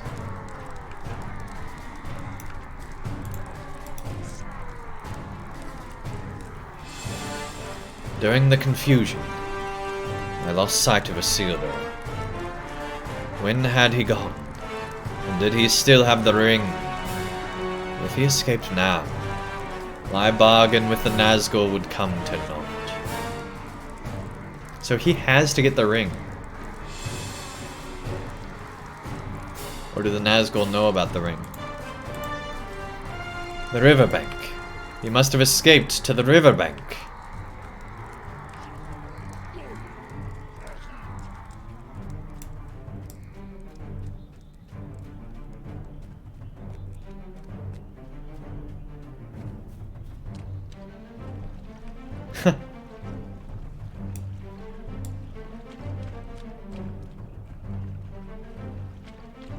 He just keeps leading us along, alright.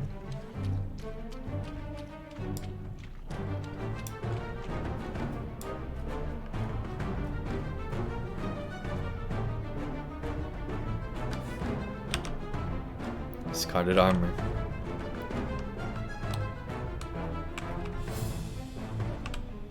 Huh.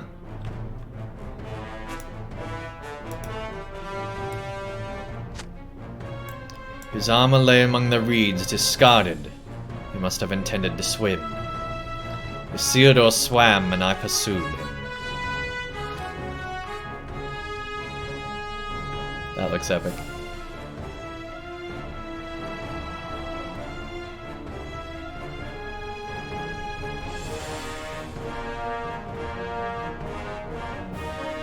That sky is just really cool.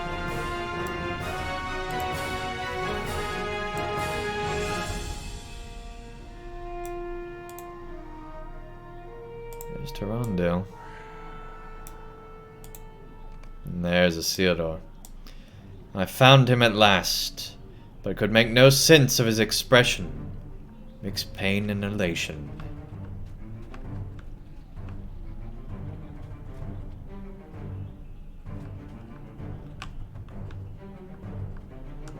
Yeah, you look awful, dude. I thought you looked bad with the helmet on, but you look even worse with the helmet off.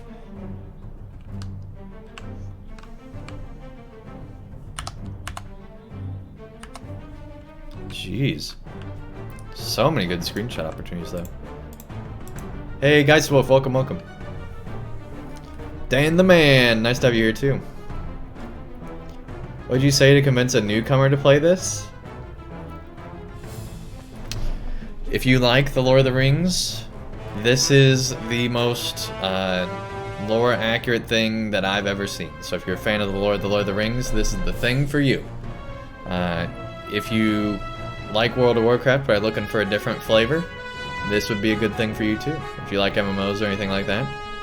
If you like beautiful landscapes and just want to explore the world of Middle-earth, this would be a good thing too. Also, pretty much, there's a class for everybody in this game. There's plenty of good stuff for everybody. There's all sorts of great stuff I could say about this game. What are you talking about, you in particular? Are you wanting to be convinced to play this, or are you wanting to convince a friend? What does LOTRO do better than WoW? I like the graphic style better. It's a much more realistic style. It really doesn't do a lot better than WoW, per se. I think it's much better at, taking an existing IP and adapting it to an MMO than WoW is, maybe. I think LOTRO did a really good job of adapting Tolkien to its world. Maybe better than WoW. I think LOTRO also does a better job telling stories than WoW does. WoW's stories are mostly... most players don't know what's really going on, right? The story's a lot more convoluted there. Yeah, the story and quest structure, I'd say, is much better in LOTRO. Gaiso says, Evening Andang, haven't had a chance to catch a stream since October due to scheduling. Glad to be here. Yeah, it has been a long time, man. It's been a long time. Yeah, I have been doing afternoon streams on Sundays. That won't continue forever, but it has been recently. I try to, on my days off, do afternoon streams. That didn't happen today, but it should happen this coming Sunday. So if you're more able to catch streams in the afternoon, that would be a time when I'll be able to hopefully do that. And that's in Eastern time. Probably be around 4 Eastern in the afternoon, give or take. Increase the font of the quest text real quick. So the reason I don't have it like here is because I am so much worse at reading this at this font size. Like if I have it at this size, I can read it really well because I can see what's coming. If I have it like here, I can't. It's like I can't read ahead. It really doesn't work. Like I could maybe do this, but I kind of like keeping it here. So that's why I have it so small, in case you're wondering.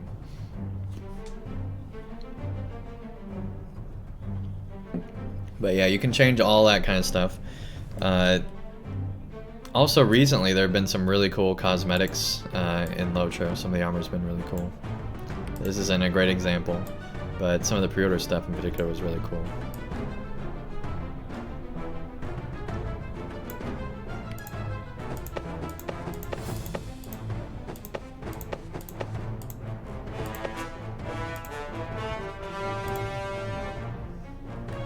But yeah, there's a lot of cool stuff about LOTRO. But again, I'd say the two biggest things are story and landscape. The landscapes in LOTRO are so beautiful. If someone has never watched or read any Lord of the Rings, but is interested to play this, what should I say to them? So for somebody that doesn't care at all about Lord of the Rings, so here's my question, are you playing this? Because if this is like a friend of yours, I'd say the strongest reason for them to play would be that you're friends and they should play with you, right? But if you're, trying to convince them to play, I'd just say that it has a really, really, really, really good story. You are, but convincing your friend. Okay. I'd say that it has a really, really, really good story, and that the landscapes are awesome, and that it's just a really fun game to play. And if they need more convincing about that, you've played this game. Share with them your favorite parts of the game. What do you like most about LOTRO? That kind of thing. The map is huge, but I think for some players that could be a negative. Like, it depends on who you're talking to, right? Like, some people want, like, the largest world possible. But other people see this and they're like, oh my gosh, I'm still over here in the Lone Lands. How am I going to get to the other, 1,000 zones that await me? I'm not even out of area tour yet. So I think it depends on the player, right? To me, having this much of Middle-earth built up is a huge plus, right? Especially since you're getting it at a lower cost than players who had it at the time. Especially if you took part in that Black Friday sale. So yeah, it just depends. My muscles ached.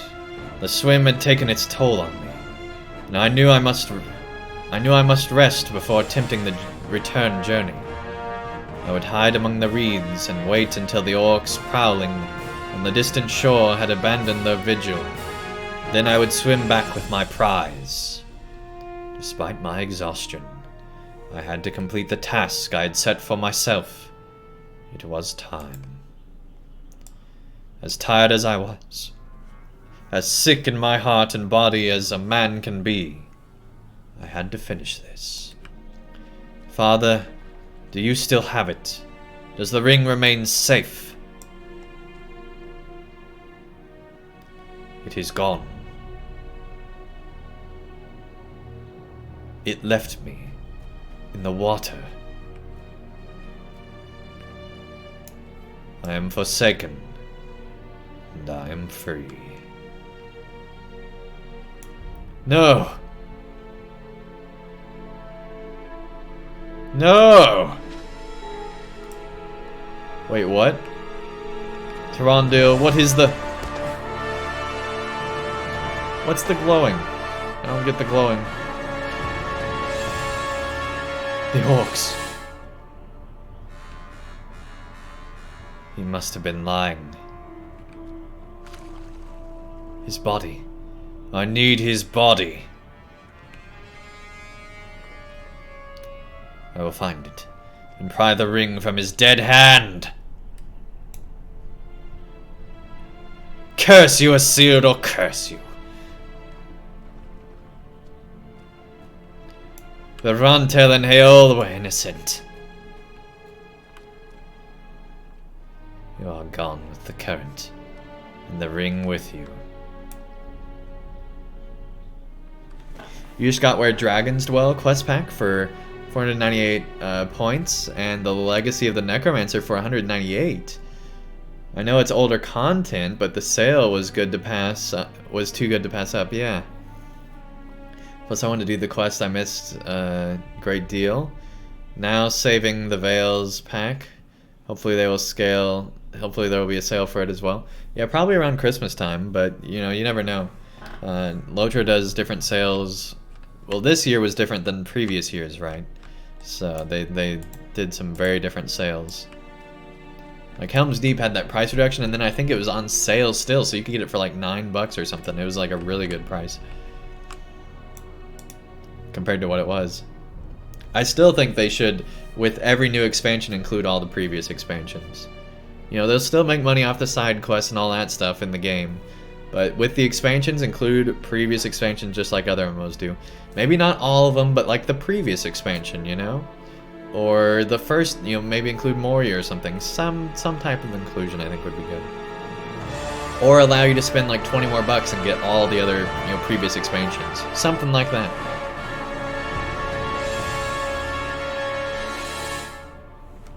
Show your inventory or house. Well, my house is pretty boring because I don't have a premium house or anything. I just have the base one. I haven't really done anything with it. But this is my inventory right now. Nothing too special. We just got like some healing stuff and some extra other things. And then we got all the junk over here.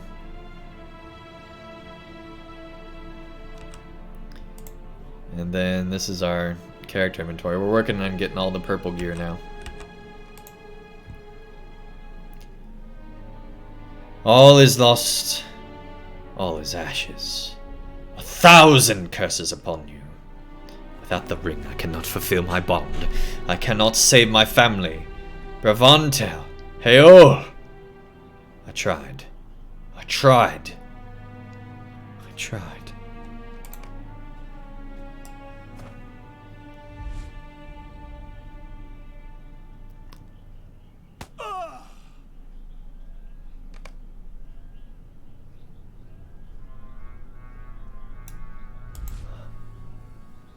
Oh my gosh.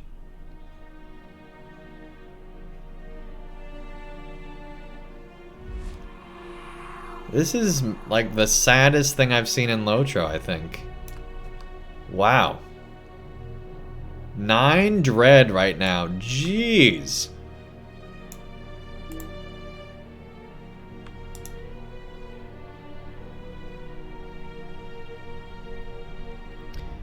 But for men such as me, death was no escape.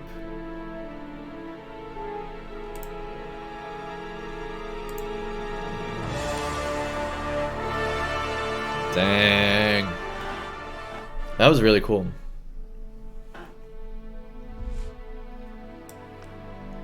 Seriously, one of the saddest tales I've ever heard. My dagger cut deeply, and I perished. But although the line of my life had reached its end, I was to have no rest. The oath I swore was to a power far greater and darker than that sworn by Ryok. And it bound me to these cursed fields long past that night my blood was spilt. I searched in vain for Sauron's ring, but my prize was lost, and with it all my hopes. So why is he still here? Wouldn't he have been freed when Sauron was defeated? Seems very weird. Spengonia, welcome, welcome. Nice to have you here. Black Friday had a 7 expansion set for $105. See, yeah, that's way too much. You should ready the Lord of the Rings audiobook. I mean, yeah, a lot of people have said that I should do voiceover. I haven't done that yet. Currently, though, we are 1 viewer away from doing that expansion giveaway. So tell your friends. Get them in here if they haven't already. Let them know we could be giving away 5,000 LOTRO points tonight. If not, we'll give it away Sunday.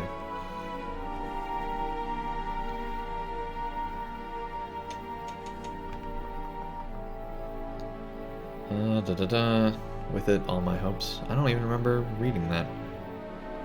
Del! Hey, Del. How's it going? Nice to have you here. I yielded to my misery, and rage consumed me. So great was my ire that all fled before me, and as the centuries passed, I left behind all memory of my life. All I knew was anger and resentment, and I gave the death that was denied me to all that entered my domain. Orc, elf, or man, no creature was safe from my wrath. Cyber, welcome to the chat. SSG should hire you to voice over the quests. So I've talked with them, not necessarily about that, but they did mention that they get all their voice actors from an acting guild. So I think they have a contract with them that doesn't allow any other actors to come in and voice LOTRO, as far as I know. So I'd have to go through that acting guild. Now, that's not to say SSG couldn't, tell them, hey, could he be brought in for just this? And, he doesn't do any other work. He's not really competing with anybody. But I don't know. I don't know how that works. I'm guessing that would go against their contract with their employees. Read you a nighttime story? Hey, you provide the story and I'll read it out, bud.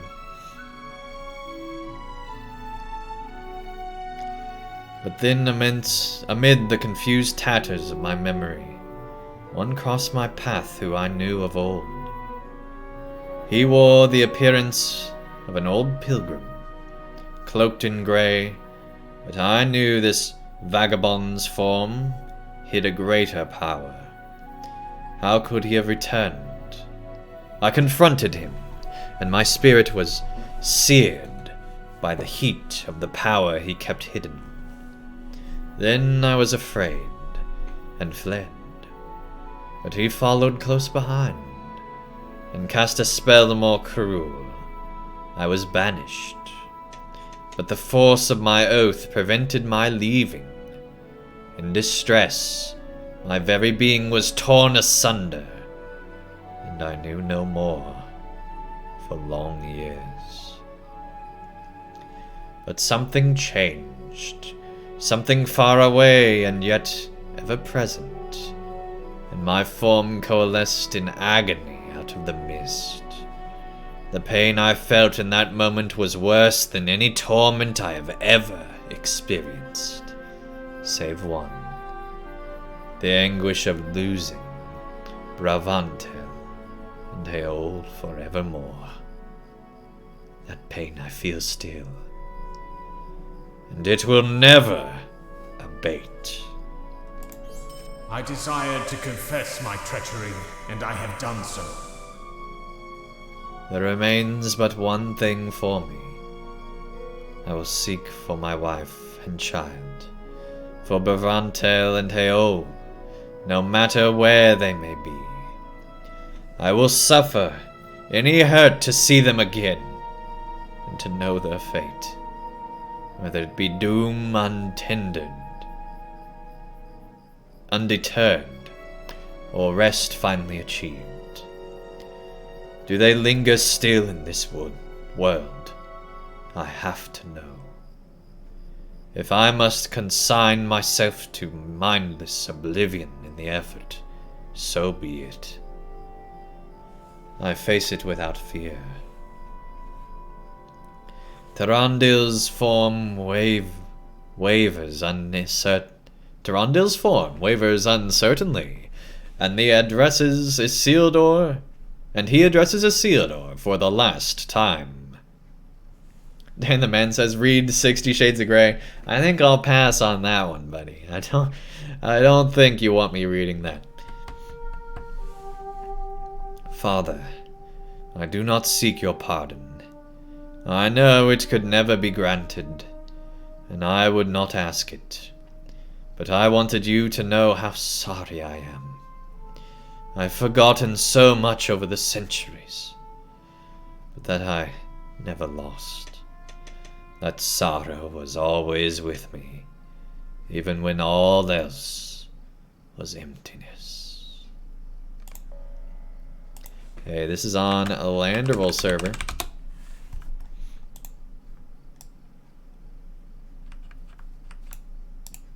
I do not forgive you, Tarandil. My son not of blood, but of choice. But I think there was a time when these sorrows might have been avoided, had you spoken freely to me in life. I set aside my vengeance. There is no suffering I could impose that you have not inflicted upon yourself. Go then, and endure the punishment you earned, the punishment you created. Be gone.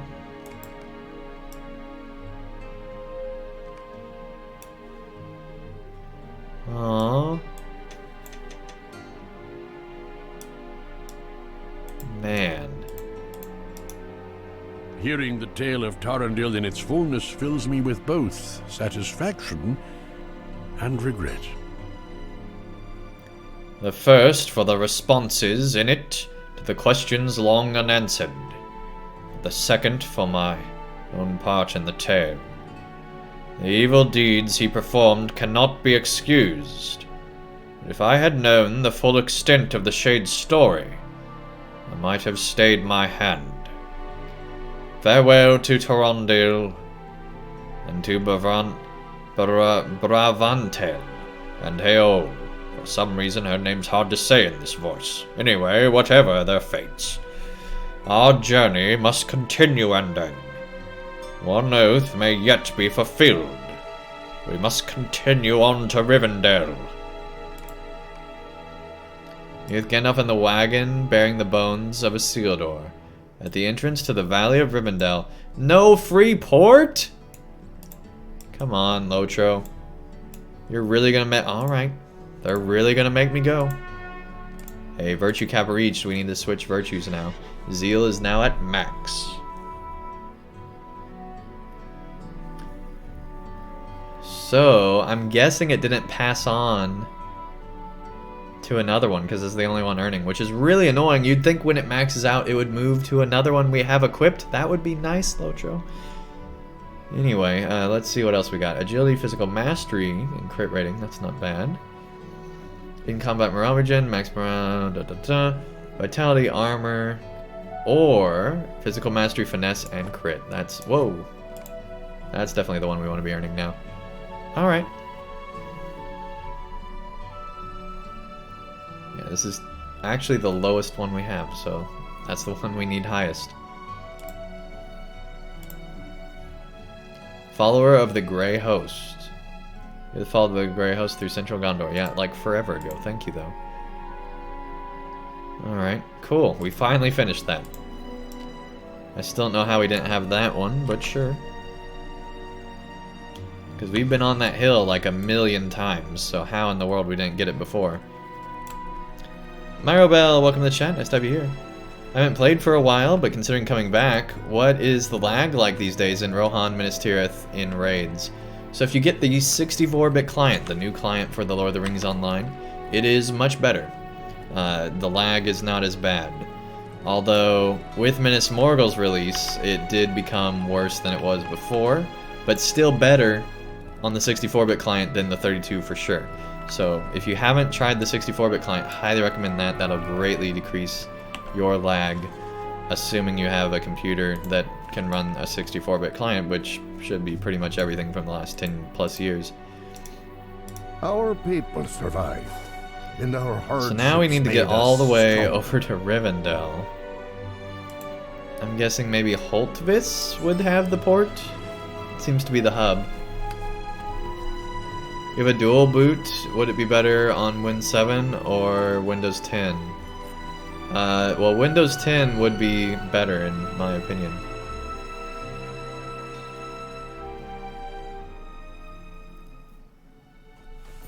Yeah, because pretty soon Windows 7 won't be supported anymore. I'm assuming. I mean, they got rid of Vista, or they're going to in like 2022 or something. I don't remember exactly when. You will help us face our foes, yes? Here we go. Let's see, is there a Rivendell port? There isn't. But we can go to Bree. I don't remember if Bree has a port there. But we're going to try. I bet actually Airborne would, but anyway, we'll see where we go. You still use Windows 7? It is so much better. Works on Vista. So yeah, XP is definitely no longer supported for LOTRO.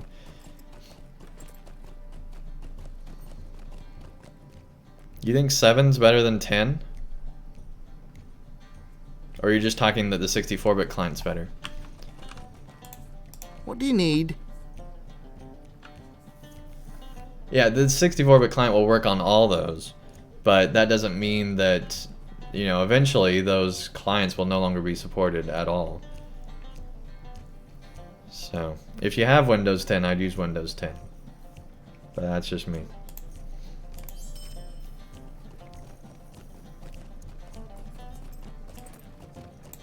I mean, you'd probably have a new computer anyway by the time Windows 7 doesn't work.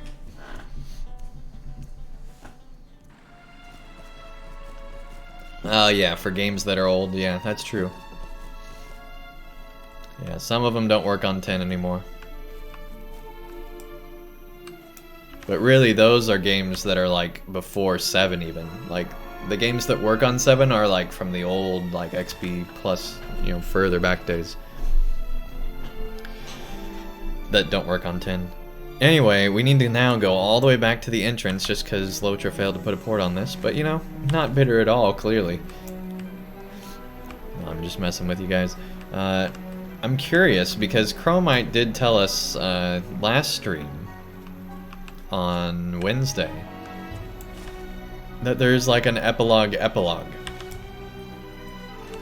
So I'm curious how all this ties into that and where exactly this epilogue will end. Because I feel like we're coming very close to the end. Like, Rivendell would be the perfect end, right? Having Isildur's ashes placed here would be pretty good. Pretty good end, right? So, anyway, we're just going to ignore that misspeak and move along.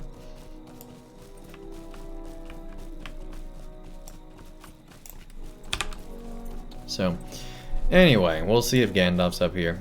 He should be.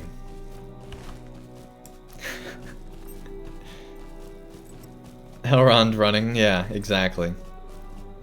What kind of house is Elrond running? I don't know. I don't know, man. That's funny. See, you brought up the 50 Shades of Grey thing, and that just threw us all off, I guess. Or somebody did. I don't remember if it was you. No, that was Dan the Man. Dan the Man brought all this on us. That's funny.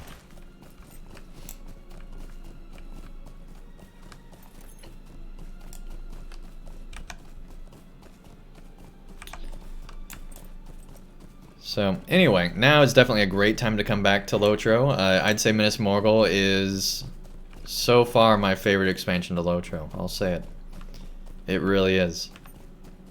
It has the best story, it has good gameplay, and it has great quest design up until the city of Minas Morgul, in my opinion. There it wasn't horrible, it wasn't as bad as Minas Tirith, that's for sure, but it definitely was some, like the first tier especially, was some of the quest design that I do not enjoy.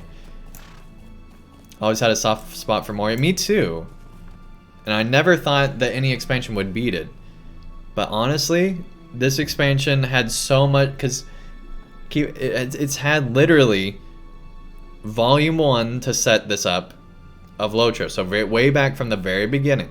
It had, you know, all the later volumes of the epic story mildly contribute to this, with the plot lines of others.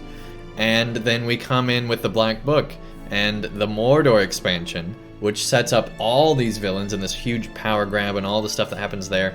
And so it was set up to be such an epic expansion. And it has been. Now, of course, we're still waiting on the Shelob raid and things like that for our final judgment. So Moria could still very much be better if, you know, the raid bombs or something like that. But so far, I've been enjoying this way more than I enjoyed Moria at the time. Which says a lot, I think, because I really liked Moria. The wagon-bearing bones of Isildur has come a long way from Gondor, and so have you. After the passage of so many years, I have come at last to Rivendell, as was my vow. So how did they come here? They would have had to go down, like, past Rohan.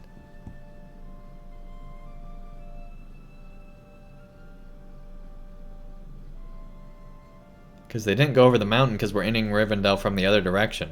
So they would have had to go around like that. You'd think there'd be people that would get involved, but I'm sure Gandalf didn't want anybody to get involved.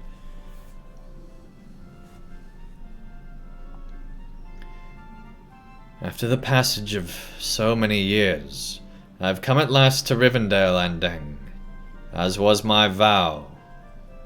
I can now know rest, these long centuries later. Never did I think this day would come. The shade of Isildur wavers before you, shimmering in and out of view. With a great effort, he remains to give you his final words. Dwarves are the best for sure. Yeah, dwarves are really, really cool. Don't get me wrong. But also really cool is having huge power grabs in Mordor between all these different villains that they've been building up for over an expansion now. And also having that somehow tie into Shelob and everything that's going on there. Like, if they have a Shelob raid, I think that that's more epic than anything with the dwarves. And they also have dwarves in Mordor, right? They have all of these Elruka and everything there. And they've been setting up all this dwarf plotline in the Black Book as well. So this expansion has included a lot of dwarven things as well. I mean, we had to go to Erebor and Yarnfast and all that stuff too. So there's dwarves in this expansion too. It's not, you know, without dwarves either. So I think that that helps it too, is it has this wide-ranging story with a lot of the different, that affects, you know, the whole line of the Kings of Gondor. We got to see all that. We got to see a whole lot of epic elf stuff, and in the Second Age, we got to see all this dwarf stuff with the Black Book of Mordor. We got to see all these evil people rising and falling, and it all ties into Gandalf's, like, origin story too. And so we've seen all this stuff all come together in this one expansion. It's a huge amount of stuff that they had to bring together. And considering the amount of stuff that they had to pull off in this expansion, I think they've done a fantastic job. I think a few things could have been done better. They could have gone... I would have liked them not to cover maybe so much at once. But still, it all came together in this expansion. And if they're going to bring it all together, I think this was probably the best outcome that could have happened. It's really, really good. And the quest design was good for 3 of the 4 zones we've done so far. Like, just amazing. Like, better than anywhere I've quested before. Like, it reminded me a lot of when we first went into Dunland and experienced that quest design, where it was totally different, right? And I really enjoyed that. So, it's been interesting. I've really enjoyed it. The tale of Tarandil has stirred something in me, and I can dismiss it no longer. I know the struggle he faced, the conflict that caused him such distress, and I find I can understand. I do not forgive him, but I understand what caused him to fall. He was my son, not of blood, but a son all the same.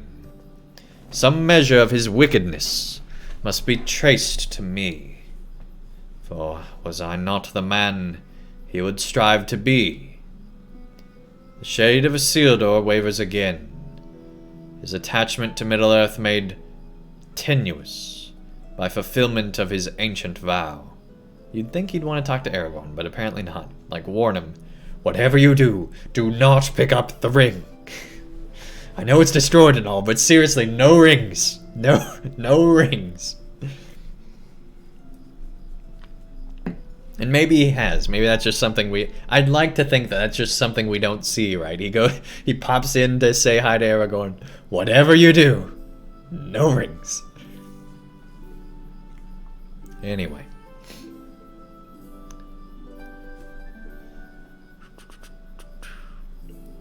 The Shade of Isildur wavers again, his attachment to Middle-earth made tenuous by fulfillment of his ancient vow. My thoughts turn to Éomer Andang. Tarondil fell to darkness through the axe of the Blade of Lebanon, one of the Nazgul, and not the greatest, nor the most evil, but Éomer fell to the Lord of the Nazgul himself. Éomer spoke of the torments he endured in the dark place, and I dismissed them. The blood of my brother Anarion ran through his veins, and I chastised him for not resisting. I cursed him for failure. I, who might have ended the reign of Sauron forever, and could not. I regret my words. Éomer should not be left to rot within Minas Morgul, Andang. Did I say he died as Gothmog? Nay, he died as Éomer, descended, though many generations, from my brother Anarion, who perished on the fields before Barad-dûr. It is my hope that the body of this Éomer will be recovered and given a king's rest.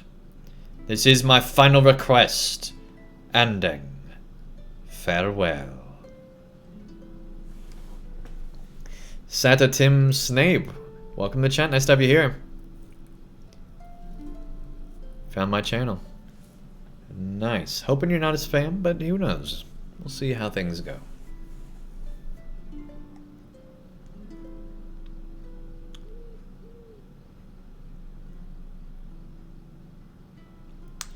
Alright.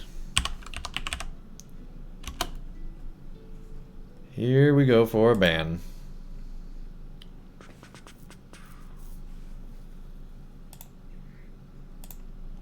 There we go.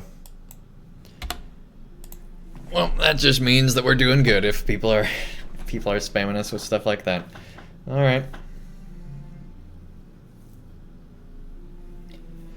I regret my words.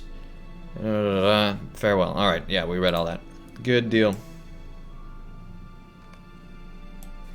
Talked to Gandalf by the wagon near the entrance of Rivendell.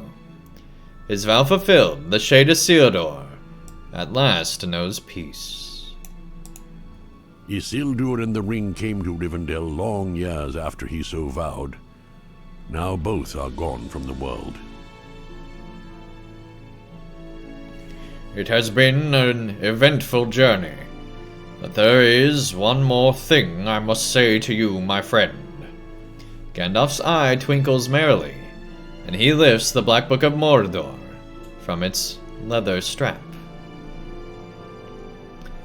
I spent the latter half of the ride to Rivendell considering what I might have missed within the Black Book, Andang.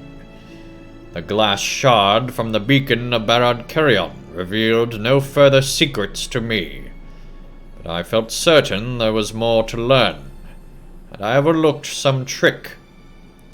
At last I have determined my error, and while I am ashamed to admit it, even the very wise will sometimes make mistakes of this fashion. I was so focused upon the writing of Voen that all else was obscured, as if I was blindfolded. That is how I missed it.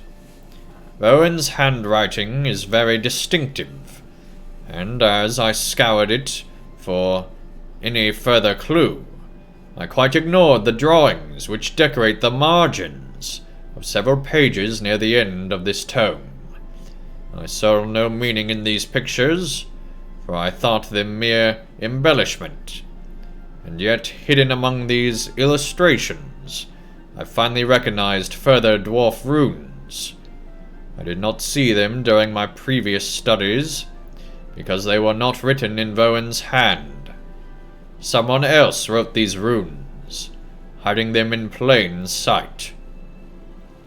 I have now translated them, Andang, and can properly tell you the ending to Voen's tale.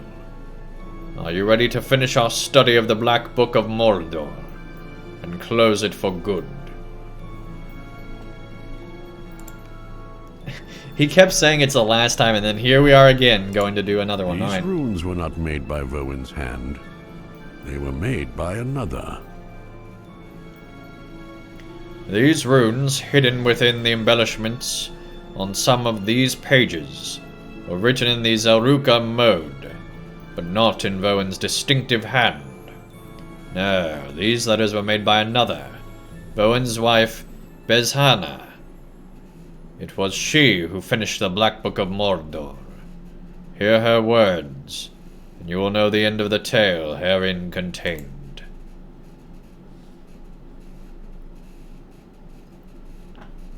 Here we go, guys. The conclusion to the Black Book of Mordor. What secrets did she add to the holes of memory? I wonder.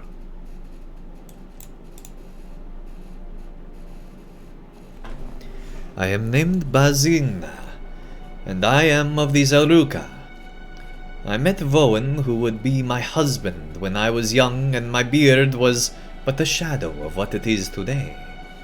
And I did not count him much of a dwarf. It was only with the passage of years that he learned my love. And now we have a son. Tazko is his name. And already I've filled his ears with the stories of his father's adventures. But he is young, and to him tales are just tales. Ask an old dwarf the tales of her youth, and she may not remember them. So I do not entrust this story to Tazko, though he is dearest to me in all this world, and I will raise him to be a Zelruk, to be all a Zelruka should be. It was Voen's wish that I record the end of his tale in the tome he brought out of Mordor, and this I now do. It was the year 2051 that Voen went south in search of his vanished friend, the lost king of Gondor. He fell in with such wicked dwarves as he could find. Also, I didn't give an age on that year. In their company, he made his way past the bounds of Mordor.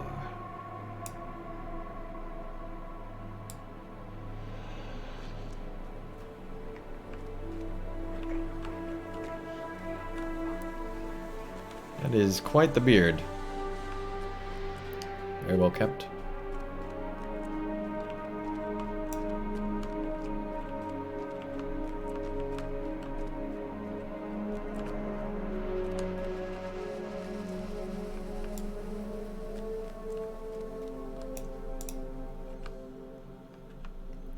For 12 years he remained in Mordor, and when he finally returned, he was not the same.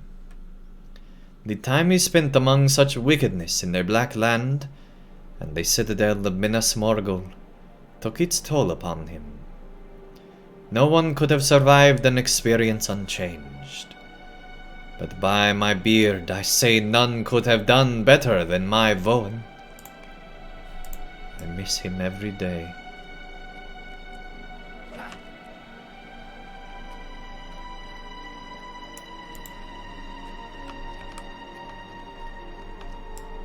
Here we go back to the same room.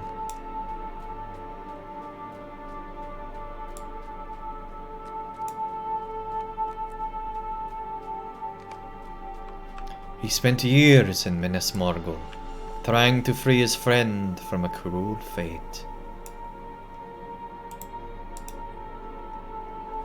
But it was not to be. The torments of the Witch King proved too severe, and in time Eärnur's resistance fell, as he knew they would. He had told Voen this day would come, but my husband refused to believe it. Alas, the depth of evil in that place overmastered Voen's hopeful heart, and the words of his friend proved true. The day Voen feared came at last.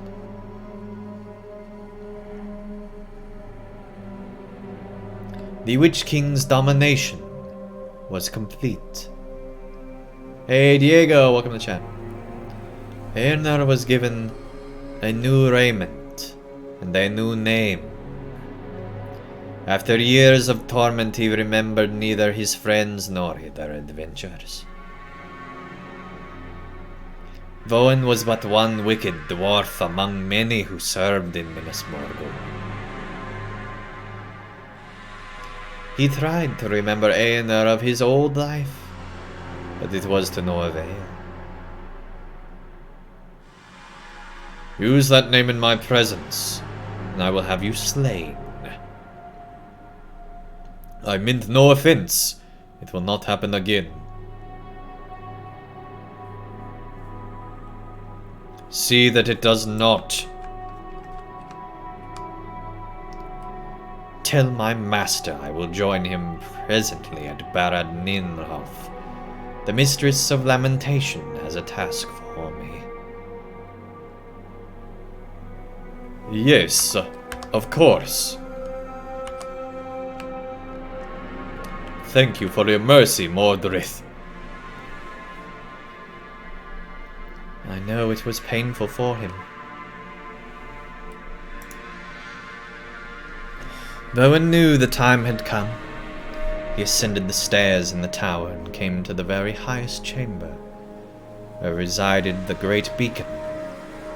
He broke a shard from its reflective surface, and using the secret arts of our kind, he trapped a ray of the moon's light in that glass. Sitting in that high place, my husband took from his satchel an empty tome he had taken from an archive in the city. The accursed sage that governed it never knew the book to be missing. In the light of that moon, Voen wrote the tale of his years, and he left nothing out. He wrote of Magoldir the elf, into whose life my husband came only near the end, and wept to not have known him longer. He wrote of the knights of Gondor, whom he adventured in Gundabad and elsewhere. Hopeful Silmatar, courageous Callantar, swift Masilnis, and loyal Orlang, whose death grieved him for all the rest of his days. But most of all, he wrote of Eärnur, the lost king of Gondor and his dearest friend. It would be the only record of the man Eärnur had been before he fell into the net of the Witch King. When Voen could find no more words to write, he found a plain coffer in the city, and fashioned 2 keys upon it. One of the keys he kept, the other he set beneath hammer, and broke the end. So he kept a key. So there's another key. He presented that broken key to the wraith who had once been his friend.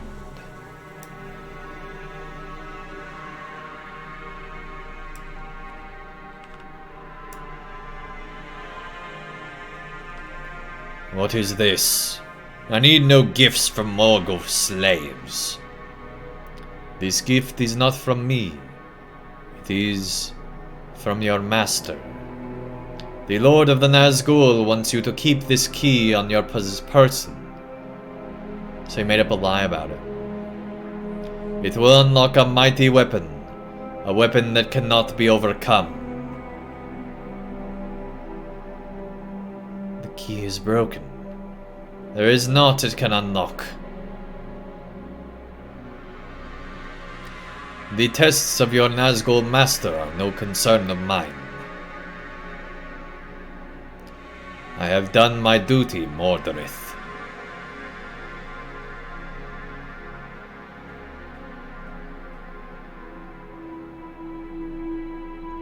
Farewell, I say.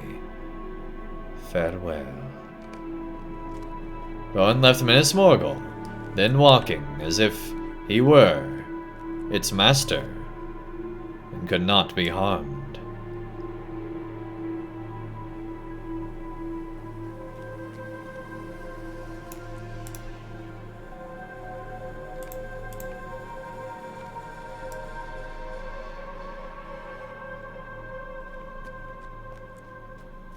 Do we go back this way now? On the slopes of Mordor as depicted by the Halls of Memory. I guess we go back this way now.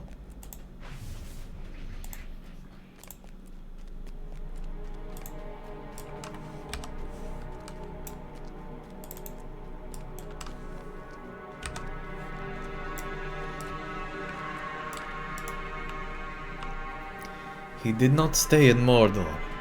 After 12 years, my husband returned to me. Even hiding among the margin illustrations in the Black Book, the tome of Bazhina's writing is as clear as the crystal surface of a mountain lake. I had some questions, she writes. Man, I wish it would have been a real weapon. And also, where did that sword end up? I guess we found that out too, didn't we? Our home in Yarnfast needed some repair, and Vaughn wished to construct something else.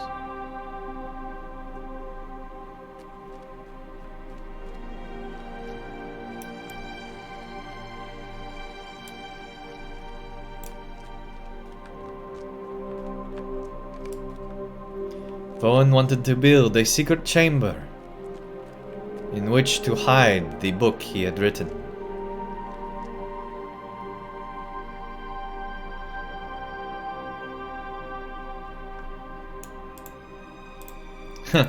His son.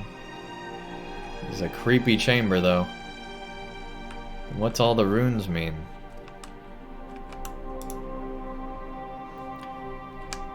The chamber took many years to finish. It was his life's work, and into its construction he poured every part of himself. On the walls he carved the song of Thafar Gathol, for that was the dream he set aside for the love of his friends and the memory of their struggles. But it has still captured his imagination. Often I would enter the hidden chamber unnoticed and find him staring at the song, humming to himself. More than once I would interrupt his musings and hear him speak softly in the dim light. One day, he would say from time to time, one day. Our son Tazko was born in the years following his father's return from Mordor, and he delighted to play in the hidden room, but eventually Voan grew cross and forbade his son from entering. It is disrespectful, Tazko, he chided the boy. The room is a crypt. It is a tomb for the dwarf I was, and for my friends who have died, and worse than died.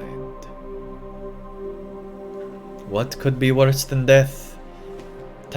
What could be worse than death, father? Tazko asked him once. But that was the end of the discussion. Voan would no longer speak openly of the hidden chamber to the tome, or the tome within. In time, my husband felt the onset of his years, and I knew his end approached. Excuse me. This room is dusty. There was one last journey for us to make, and then he would be satisfied with the life he had lived. Thank you, guys.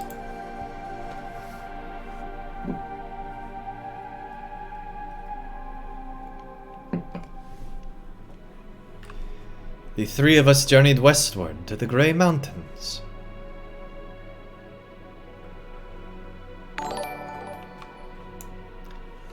Hey Scooter, thank you so much for the follow. Welcome to the Den Gang, man. It has been a long journey, but I have a few steps more to take. I trust you both know you have all my love. Good. Good. Keep the deeds of the Zelruka close to your heart. Tazco and live by their example. You will be a strong dwarf and brave.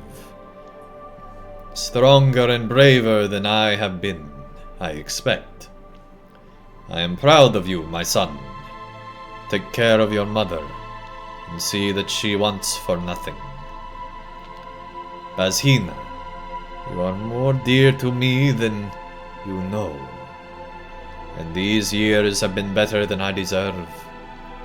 Take care of Tazco, and know that I will bear the memories of our time together, wherever these steps take me.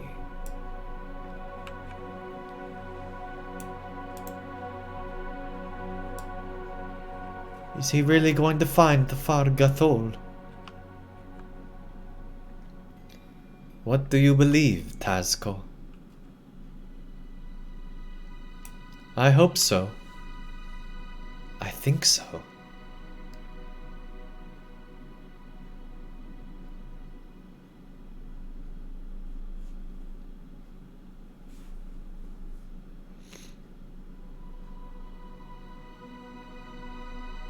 Man.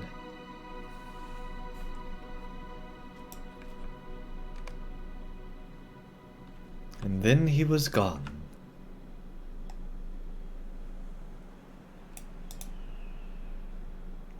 We returned to Yarnfast. My husband was right. Tazco grew to be a fine, strong dwarf.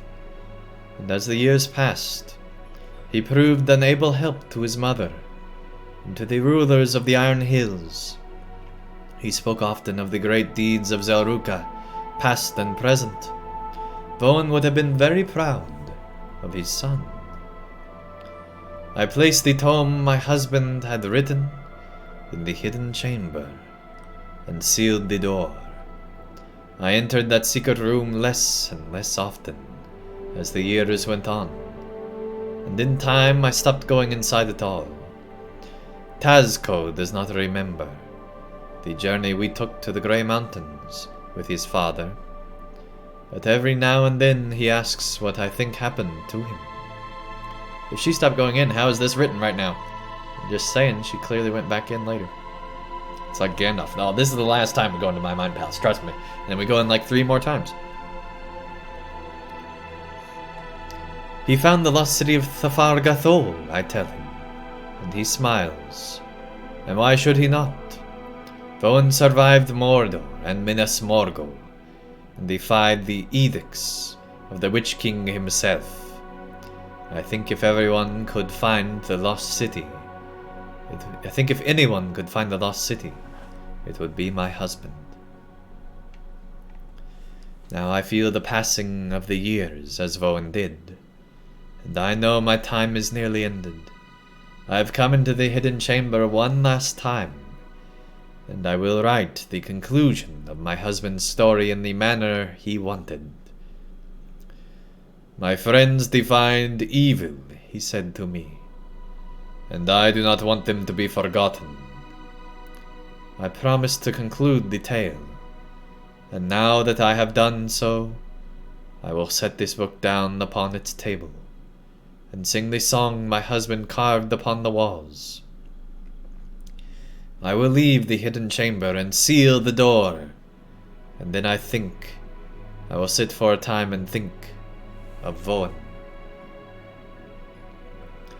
If any should find this book after a year or 2 or 10, know that Voan and Bazhina and their son Tazco were happy with their lot. And despite the difficulties of their time, they knew that even a hopeless night must come to an end. and there would always be good-hearted folk, ready and eager to greet the dawn.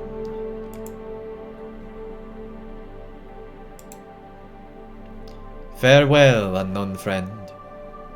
Farewell. That's epic. Oh yeah, we're in Rivendell. I am pleased to know the end of the tale.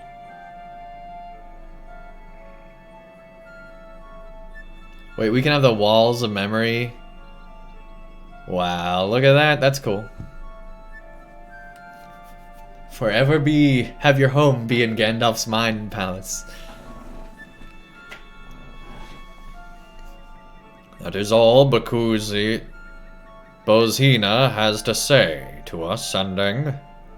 I'm pleased to know the end of the tale. Now, with the departure of Isildur, our business in Rivendell is concluded. Aragorn will have need of us in Gondor, for evil still lurks within Minas Morgul. Reminded of Isildur's last request, you tell Gandalf that the son of Elendil repeated his words concerning Eärnur, and hoped his body might be recovered from Barad-Carrion. Gandalf mirthfully raises an eyebrow. It has already been done, Andang. Aragorn, that is to say, King Elisar, commanded that Eärnur's body be recovered from Minas Morgul before I began the northward journey to Rivendell. You ask Gandalf the reason behind Elisar's command. Actually, it was quite simple. Eärnur was a king of Gondor, he said to me, and should return to the land loved, and that loved him. I saw wisdom in it, and did not gainsay his words. Within the hour, guards of the citadel were dispatched to Barad-Carrion to carry out the king's command. They found the watching stones outside the tower abandoned, and passed within without objection. Eärnur's body was borne from the city, returned to Minas Tirith. He was laid to rest in the tomb of his fathers, on the silent street, and at last he knew freedom from the shadows of Mordor and the long reach of Angmar. Gandalf nods thoughtfully and wraps his staff upon the ground. Well, I think that is story enough for one journey. I thank you again for your company on this long road, my friend, and I shall seek for you when next I have a cause. Until then, farewell.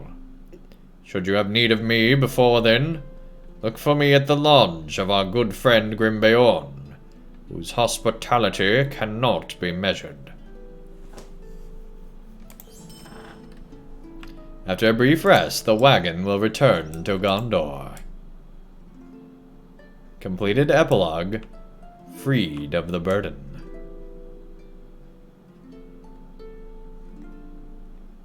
Wow.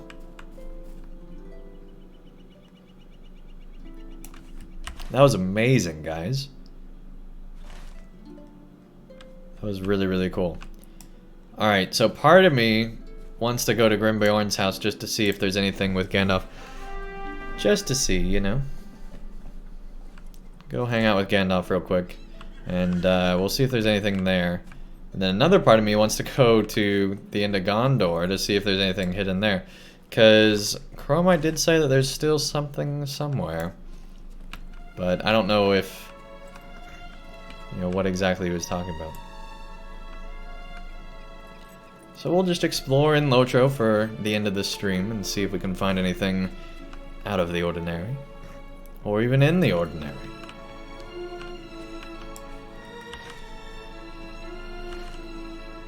But of course, Maid of Lions can't do a book of LOTRO without returning to Rivendell, right? Just can't happen. I find that kind of funny. All roads really do lead to Rivendell, one way or another. All stories end up here. But man, what a fitting in for Isildur. What a sad end for just about everybody else involved, including Isildur, honestly. It's just a very, very, very sad, dark story, which I guess is fitting for the Black Book of Mordor, right? But man, what a sad, sad tale. I don't know why we mounted on that. I guess because we're in Rivendell and used to not mounting on things that can kill us when we fall off bridges and such due to lag.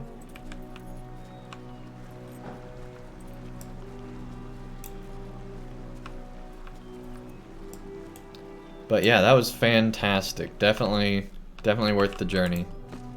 What do you need? I really, really like that. Alright, let's see here. We're gonna make our way to Grimbeorn's place just to see if Gandalf really is still there. And if he has anything that we might need. But man, what a sad thing that there wasn't a secret weapon, right? The question now is what's next? Yeah, Yuna, welcome to the chat. Nice to have you here. The Vales are under our protection. Let's go back to Rivendell already. I mean, it's definitely... We'll see what happens with the Shelob raid, right? Because I think that's going to be the next big question. I really hope they don't kill off Shelob anytime soon. I hope they keep that villain very much so alive. But we'll see what they do there. We, of course, still have the next zone that's after Minas Morgul, so we're going to see what story they set up there. Peregrine's Cookbook, yeah, that would be cool. Yeah, we did mention that earlier. There is a quest inside here.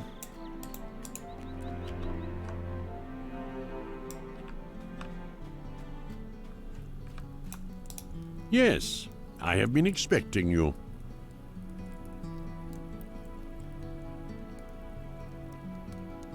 We're not done yet. Alright. Well, just when you think it's done, it's not. But hey, that's part of LOTRO. Here we go. Yes, Andang, I have been expecting you. Together we have unearthed every secret hidden within the Black Book of Mordor by Voen and Bozhina, the long-distant dwarves who authored it. Only one question remains. What is to be done with the book now? I see a number of possibilities, my friend. It was Kil Tailspinner who gave the book into our keeping, and his claim is perhaps the strongest. Bowen and Bozhina were his thrice great-grandparents. And if the book is to be kept by anyone still living today in Middle-earth, we might do worse than a Zaruka relative of its authors. But there is another interest to be considered. The Black Book of Mordor contains a great deal of information that would be prized by scholars concerning the history of Gondor and the fate of King Erna.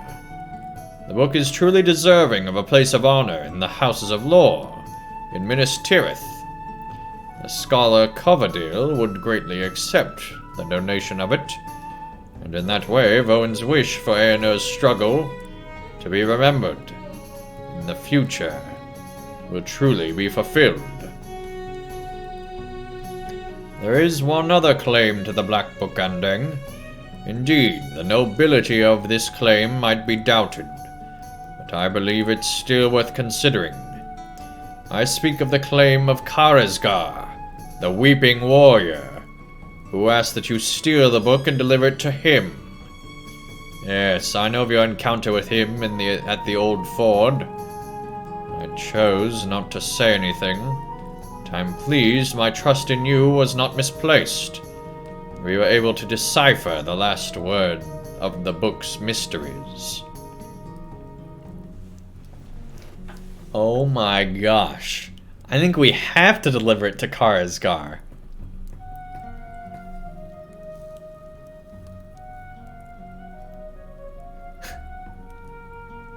So if we go to Gondor, there's a chance we might see the burial tomb of the king, right? There's that chance. But if we go to Karazgar, we can maybe learn of what he's brooding and potentially what's next for Lotro. If we go to Keel Tailspinner, I feel like that's going to be the least interesting one. But I don't know. So I leave the disposition of the Black Book of Mordor to you, my friend. Choose who should have it, and deliver it to either Keel Tailspinner in Yarnfast, Coverdale in the Houses of Lore in Minas Tirith, or Karazgar at the Old Ford. I leave the decision up to you, and with the choice, we will choose the Black Book of Mordor. We will close the Black Book of Mordor for good. I thank you again, Andang. It'd be funny if we could give it to anybody. Just like, here you go, Corpse of Gollum. Here you go, Grimbeorn. Here you go, Elrond. This would be a fine collection to your library.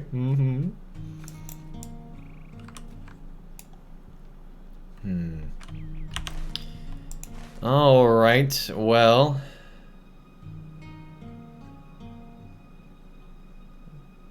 This would be the Old Ford, right? I think we have to go there. I've been expecting you, right?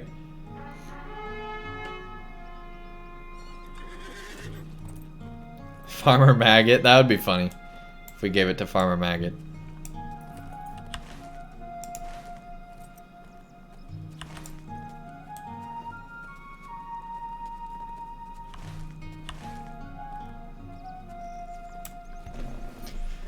I think we have to do Karazgar, guys. That's the most interesting to me. That's why we picked that option in the first place back when we were given that option.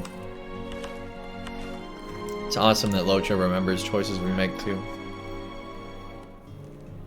I wonder if that option would have been there if we told him no.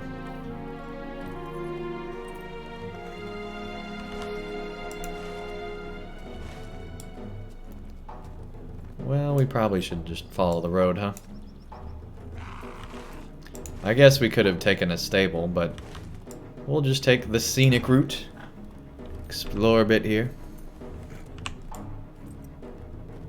Still love those clouds wrapping around those mountains. I wish they'd add that to more places in Lotro. That'd be cool.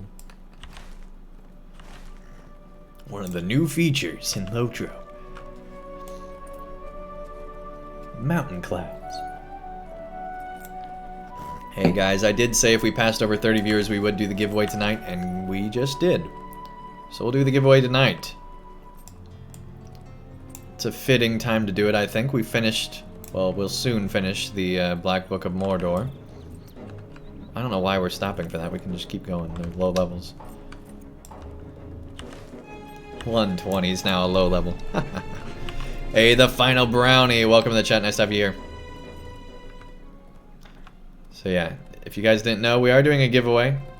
To enter, just type in !Lindell in chat, and you'll get entered in. How did we miss this page? I guess because we never follow the road. Oh yeah, they don't read it now. In this part of it, I mean. They read it later on. Just a bunch of Elvish. Water, Herald, Life Renewed. Great. We're still missing two of them. If we could finish that, we could get another quest out of our log. Flew in time. There you go.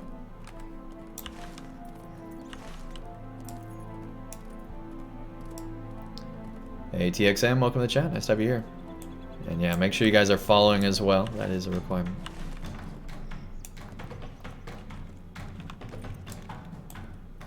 Because it does check to see if people are following at the time of the giveaway.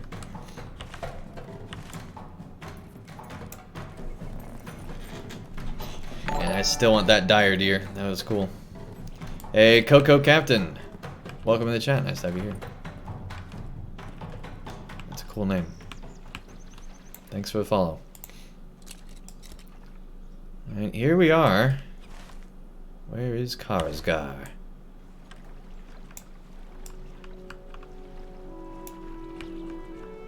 It says he's right. You stand at the old ford and resolve to wait for Karazgar to appear. Here we go, guys. I leave the final disposition of the Black Book up to you, my friend. Una says, so now that it seems you're almost done, how would you rate this expansion against the others? So we do still have the last zone. We have not done that yet. We've not done this place over here. The Weeping Warrior arrives at last. My spies tell me you have something for me, Andang. Doubt not that I have eyes everywhere. Why, even dragonflies serve me and bring me news from afar. But anyway, I'd say that this is definitely my favorite expansion so far, based on where we're at in the expansion in particular, for sure. The story's just way beyond anything. The quest design was great for 3 out of the 4 zones we've done so far, and it was still alright for the other one. So yeah, I'd say this is definitely the most fun we've had with any expansion we've ever done in LOTRO.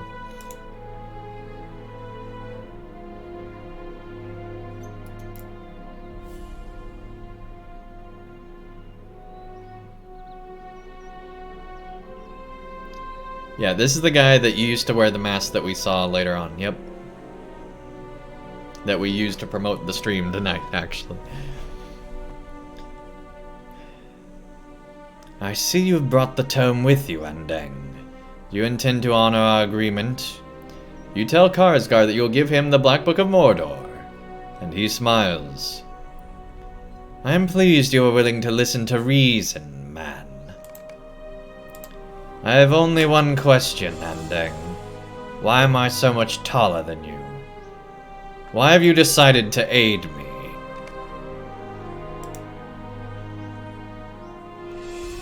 Because there's wisdom in it? Because I respect power? Because it amuses me?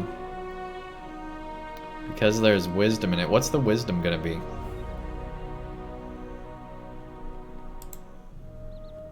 Skarsgård stares at you, appraising you silently. Wisdom, you say?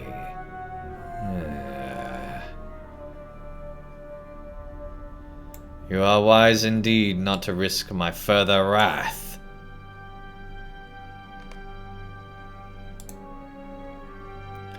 Give to me this artifact, and I will leave you be. Skarsgård holds out his hand, and when you do not immediately give him the Black Book, he scowls. Why do you hesitate? You risk the wrath of Skarsgård, Andang. You tell him the book is not without cost, and there are conditions attached to this gift.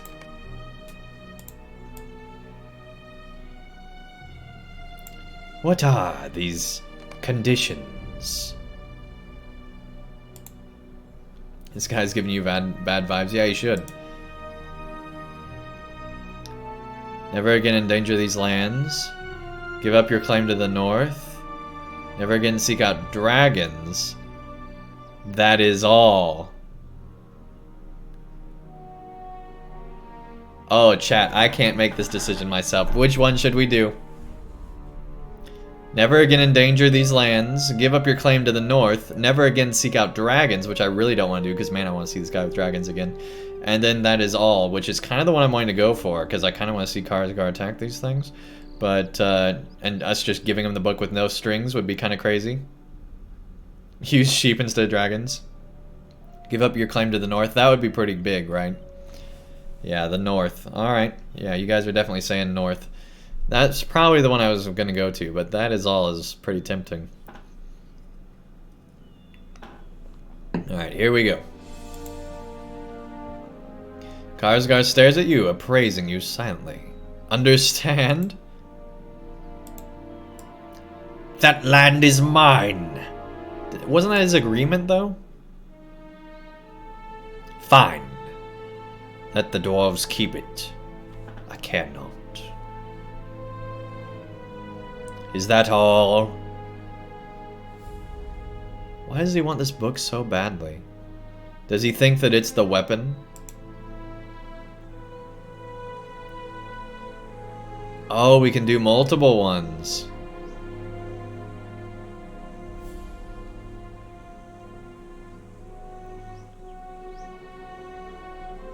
This man really needs to get better at shaving with a razor, right?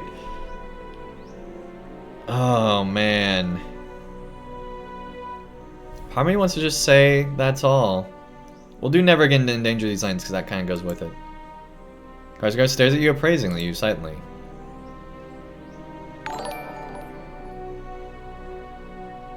That seems fair. I will bring no fear to these lands no longer. Hey, Color. Welcome, welcome. Nice to have you here.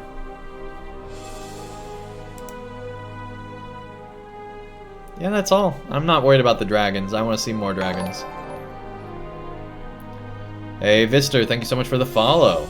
Man, we are on our way to 1,000 followers. We're just 19 away right now from 1,000 followers on Twitch. If you guys haven't already, let your friends know that we're doing giveaways all this month and help them, you know, get it entered in and potentially have a chance to win 5,000 LOTRO points. There's 4 chances this month, one of which we're going to be doing tonight.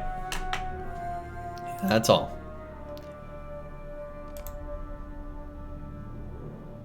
I know your demands. You think I will not agree. But you are wrong. I accept. Set the book down on that flat stone. I am very curious to see where this goes.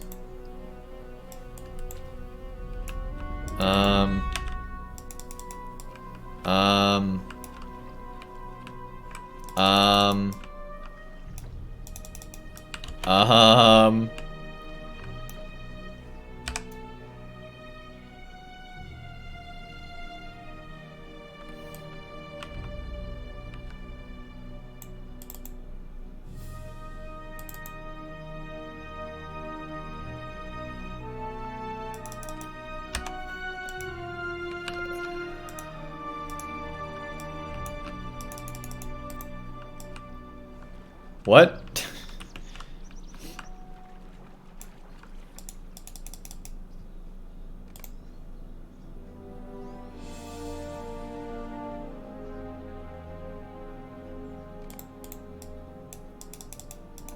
Don't glitch out on me now, game!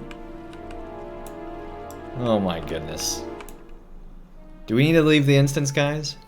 Should we have picked dragons as well? It's a scam run.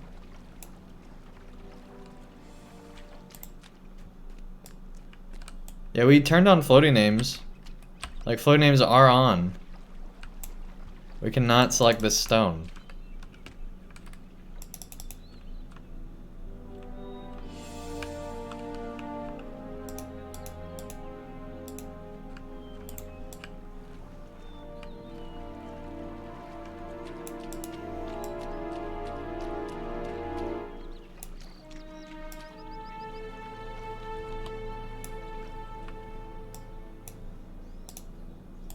Try leaving the instance. And we'll try starting this up again. We've had more issues with instances in this expansion than anywhere else, I think. That's been the one, like, major negative. Most of it's been our fault, though, to be fair.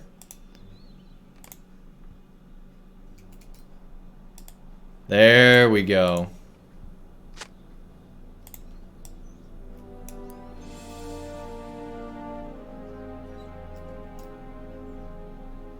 You have my thanks for this, Andang. It wouldn't be LOTRO without bugs. Until we meet again. Far from here, of course.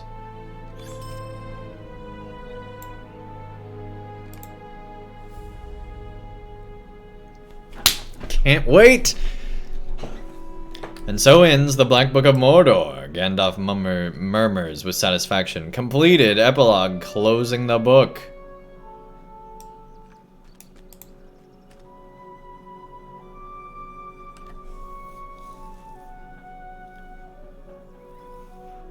Hey Thomas, welcome to the chat. Nice to have you here, man. Currently watching the stream from your laptop on the Wi-Fi of the first class cabin of a high-speed train in the Netherlands. Dude, that's really cool. It's awesome. Well, dang, I can't wait to see where Skarsgård goes. And so, question. For players that didn't do that, is he going to be continuing to attack the dwarf lands?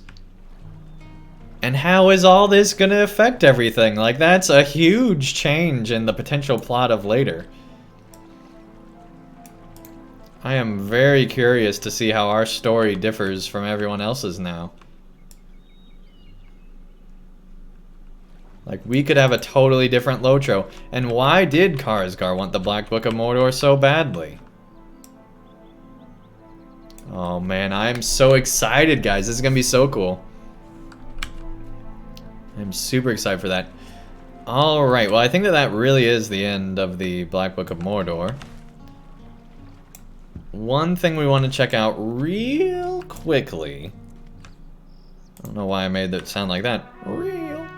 But one thing we do want to check out real quickly is the stair up in the Tomb of the King, the tomb place with the kings. I don't think there'd be anything up there, but we still want to check it out just to see. So we're gonna go up to a. Actually, we'll go down to Holtvis because that'd be a better spot anyway. And I like that they do now show that, hey, this is the big hub place where you port to all the other places. That is nice to see. So yeah, we're gonna go to Minas Tirith after the battle. We're gonna head up, see if we can find this thing, and if we do, great. If not, oh well.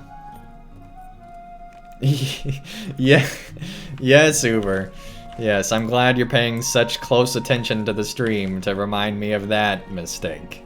Thank you so much. Or Skarsgård decided to do something else entirely, regardless of your decisions. Well, that's possible. But, you know, in LOTRO, they have had a few moments where the story, you know, your choices really do make a difference, right? I'm hoping this is one of them.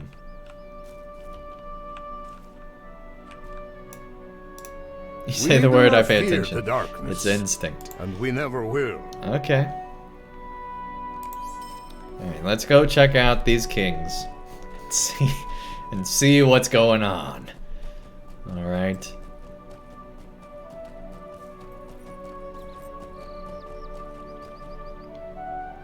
At 2:40 in the morning. You know, as you do.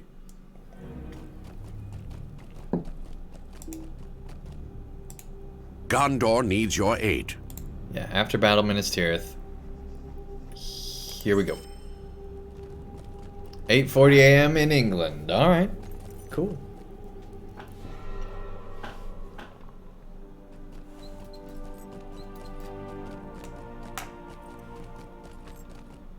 I'm so glad that Imrahil is patient and not super upset at us for not accepting these quests, right? That's funny. All those 105s. Alright, so anyway, we're trying to go up to here. Which I believe we just go through the back, like around the white tree, I'm pretty sure. Anyway, to the Silent Street.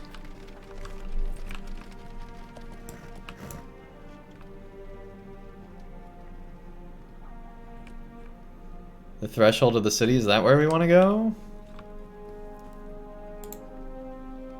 I don't know. Sixth circle, that would be a good port.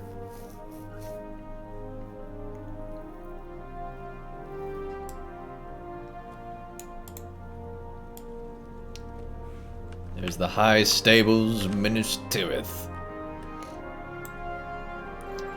So do we need to go up to the actual citadel to get up there? I don't remember.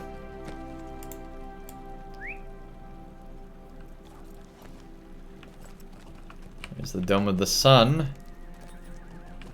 So fitting that we're now dealing with everything related to the moon. And I don't think it's that way. Let's go back across here and then we'll try to figure out where this is.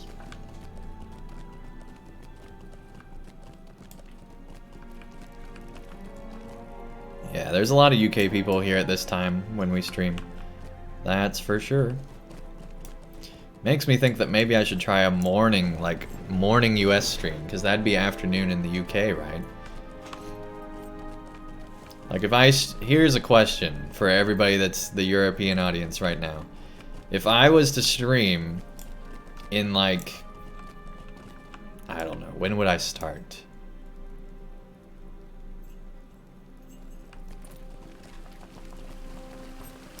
I'm trying to think, actually. It'd be 3 hours before 10:30. 5 hours from now. If I was to stream 5 hours from now, would you guys be able to catch it? Not saying that I will do that tonight, obviously, because I'm streaming tonight. But I'm just wondering, who would be around for that?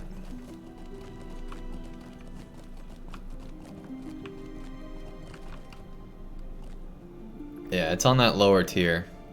We have to go down to go through that somewhere. Alright, well now we know. I think. Unless it's the other way. We'll check over here.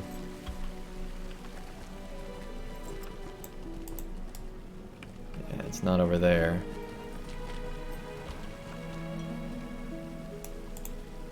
I don't think it's there. Saying that's his guest house or whatever. Come on. So yeah, we'll go back down.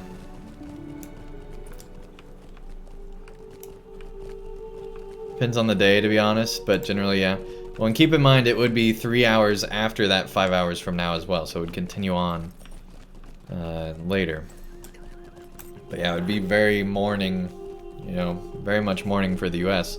I'm just wondering if that would be a better time for everybody, because I'm wondering if, you know, US people would be able to still catch it and all that kind of stuff. Yeah, let's try going this way then.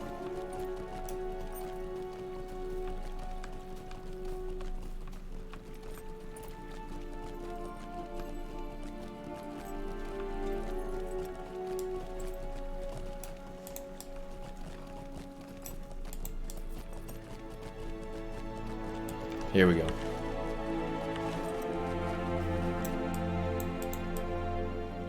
Alright, we're just looking for where this king might have been buried. Why, I don't know.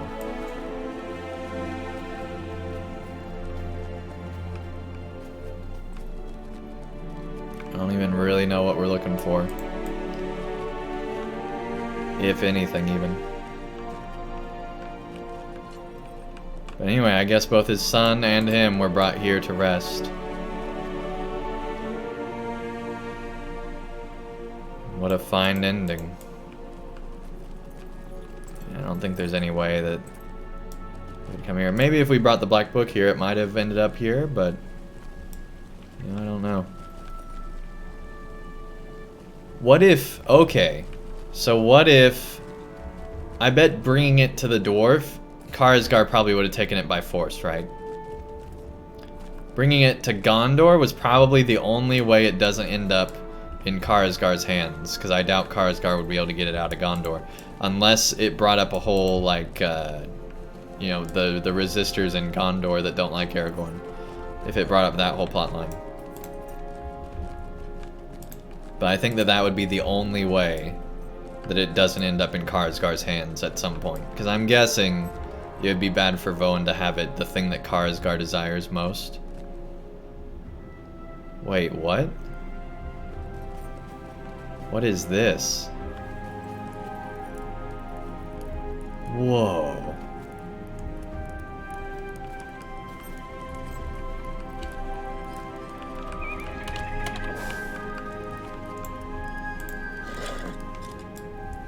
I have never seen this, I don't think.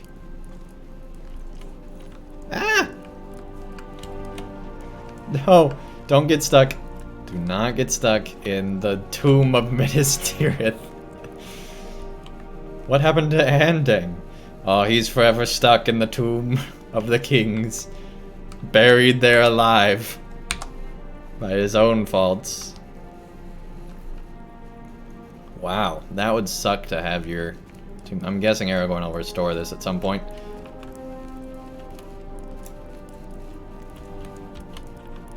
Anyway, I think that that is a pretty good place to end off. We'll go ahead and port back to Minas Morgul here. Master of the Book. Discovered the full extent of the mysteries contained within the Black Book of Mordor, and seen the ultimate disposition. There we go.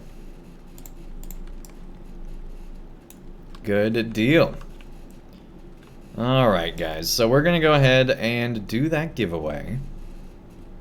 When we return, we will finally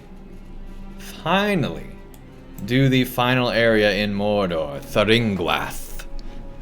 Which, who knows what the story is there. The Black Book of Mordor ended.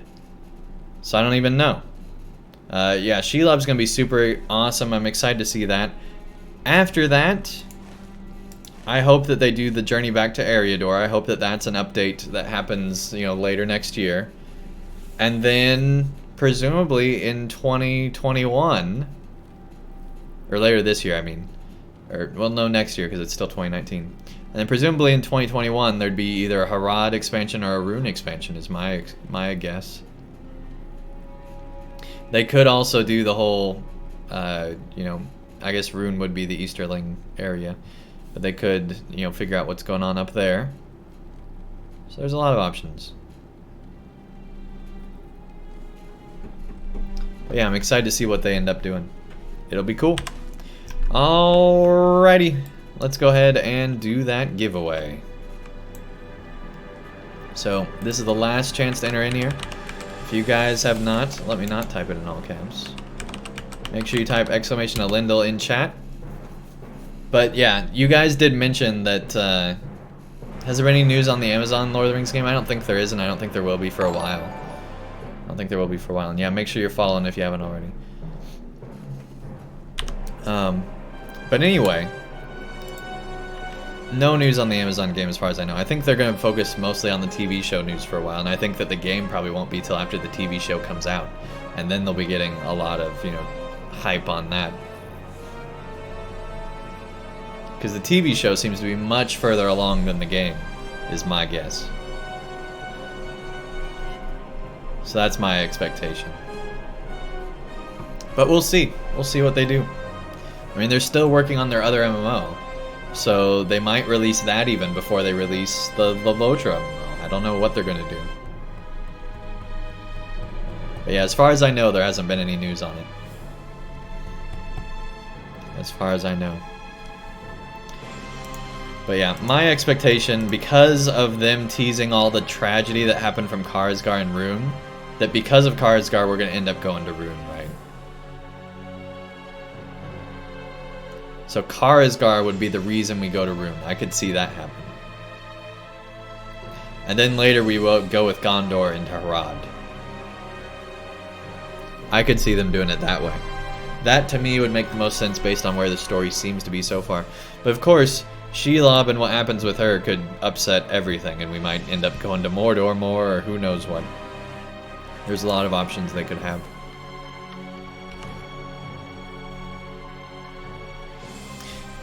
Yeah, Amazon is making their New World MMO that's based on the colonization of the Americas. And it's like has a bunch of magic and like other stuff that's like not historically accurate about it. It's very much a fantasy game about it. But yeah, Amazon is working on another MMO. Yeah, Amazon is a game studio. I don't think they've released a game yet, but they do have many projects that they're working on right now. They're very much trying to get into gaming. Of course, with, you know, the whole investigation into their data and stuff with Congress, who knows what might happen. I'm guessing nothing will come from that, but, you know, it's possible that Amazon could be broken up and then we don't get any MMO, right? I highly doubt, like, that's like the most unlikely outcome, I think, of everything, but it's possible.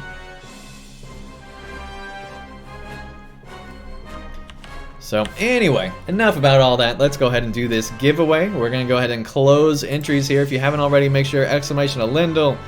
Follow the channel real quick, because we're going to get ready to press this button here.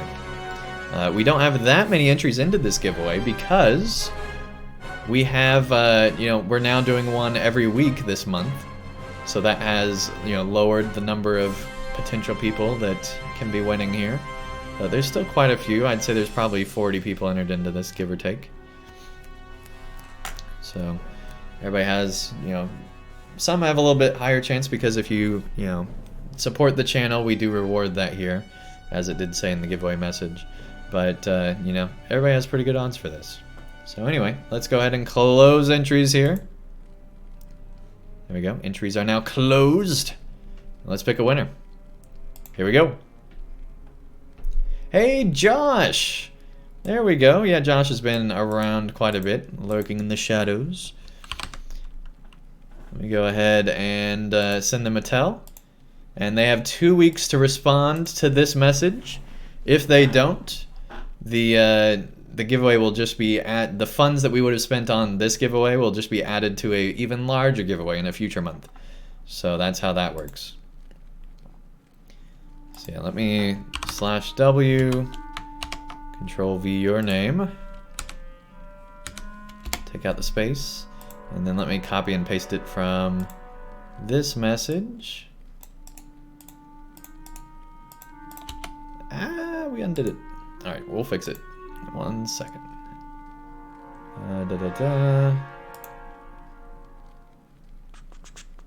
But yeah, congrats Josh on winning this month's giveaway. The first giveaway of this month, I should say. I keep being in the old style of, oh yeah, this month's giveaway. No, we're doing multiple giveaways a month now, so it's actually just one of many. But congrats on winning nonetheless. And yeah, if you're wondering, you are still eligible for future giveaways as well. There we go. The tell has been sent, the whisper, I should say, on Twitch. So now we're good to go there. You have 2 weeks to respond from right now. So make sure you get on that. And hopefully you will. We're still waiting on the previous person. Let me check to see what they were. Traviati, rather. We're still waiting on them to respond, so hopefully they will as well. But again, if they don't, it'll just mean bigger giveaways in the future. Alrighty. Have jobs code. Hey, we'll just use it for bigger giveaways in future months. So technically, you would be, you know, potentially eligible in future months for that. So anyway, thank you guys so much for watching tonight. This has been amazing, man. The last 2 streams have had so many story reveals. I don't even want to spoil them right now for those of you that might not want spoils. So I'm not going to. So don't worry, I'm not going to. But man, there has been just so much that we have learned over just the last 2 streams. It's finally the conclusion. The answers have been given to the Black Book of Mordor. I can't really think of any questions that I still have. I'm sure I will in the coming days think of something. But there were a lot of answers to a lot of things, for sure. It was really, really good. It was really, really good. So big thanks to Made of Lions and everybody else at the Standing Stone Games Developer Studio for everything you guys put into this story. It's been awesome. Really, really cool. Alright, so we will again be streaming potentially tomorrow night. Probably not, but there's a chance. Definitely Sunday afternoon we will be streaming and we will be doing more LOTRO. And then on Monday, we'll be doing Transport Fever. Mondays are simulation game night. We did City Skylines in the past, and now we're on to Transport Fever 2. It's a game that's not even out yet, but we're having a lot of fun playing through that. This will be our 3rd stream this Monday. And it comes out on the 11th, so let's see. The 8th would be, or the 8th is Sunday. The 9th is, so it'll be out on Wednesday. Wednesday's when it comes out. So we'll get one more stream in before it releases. And yeah, the support for that has been amazing as well. So anyway, let's go ahead and find somebody to raid here.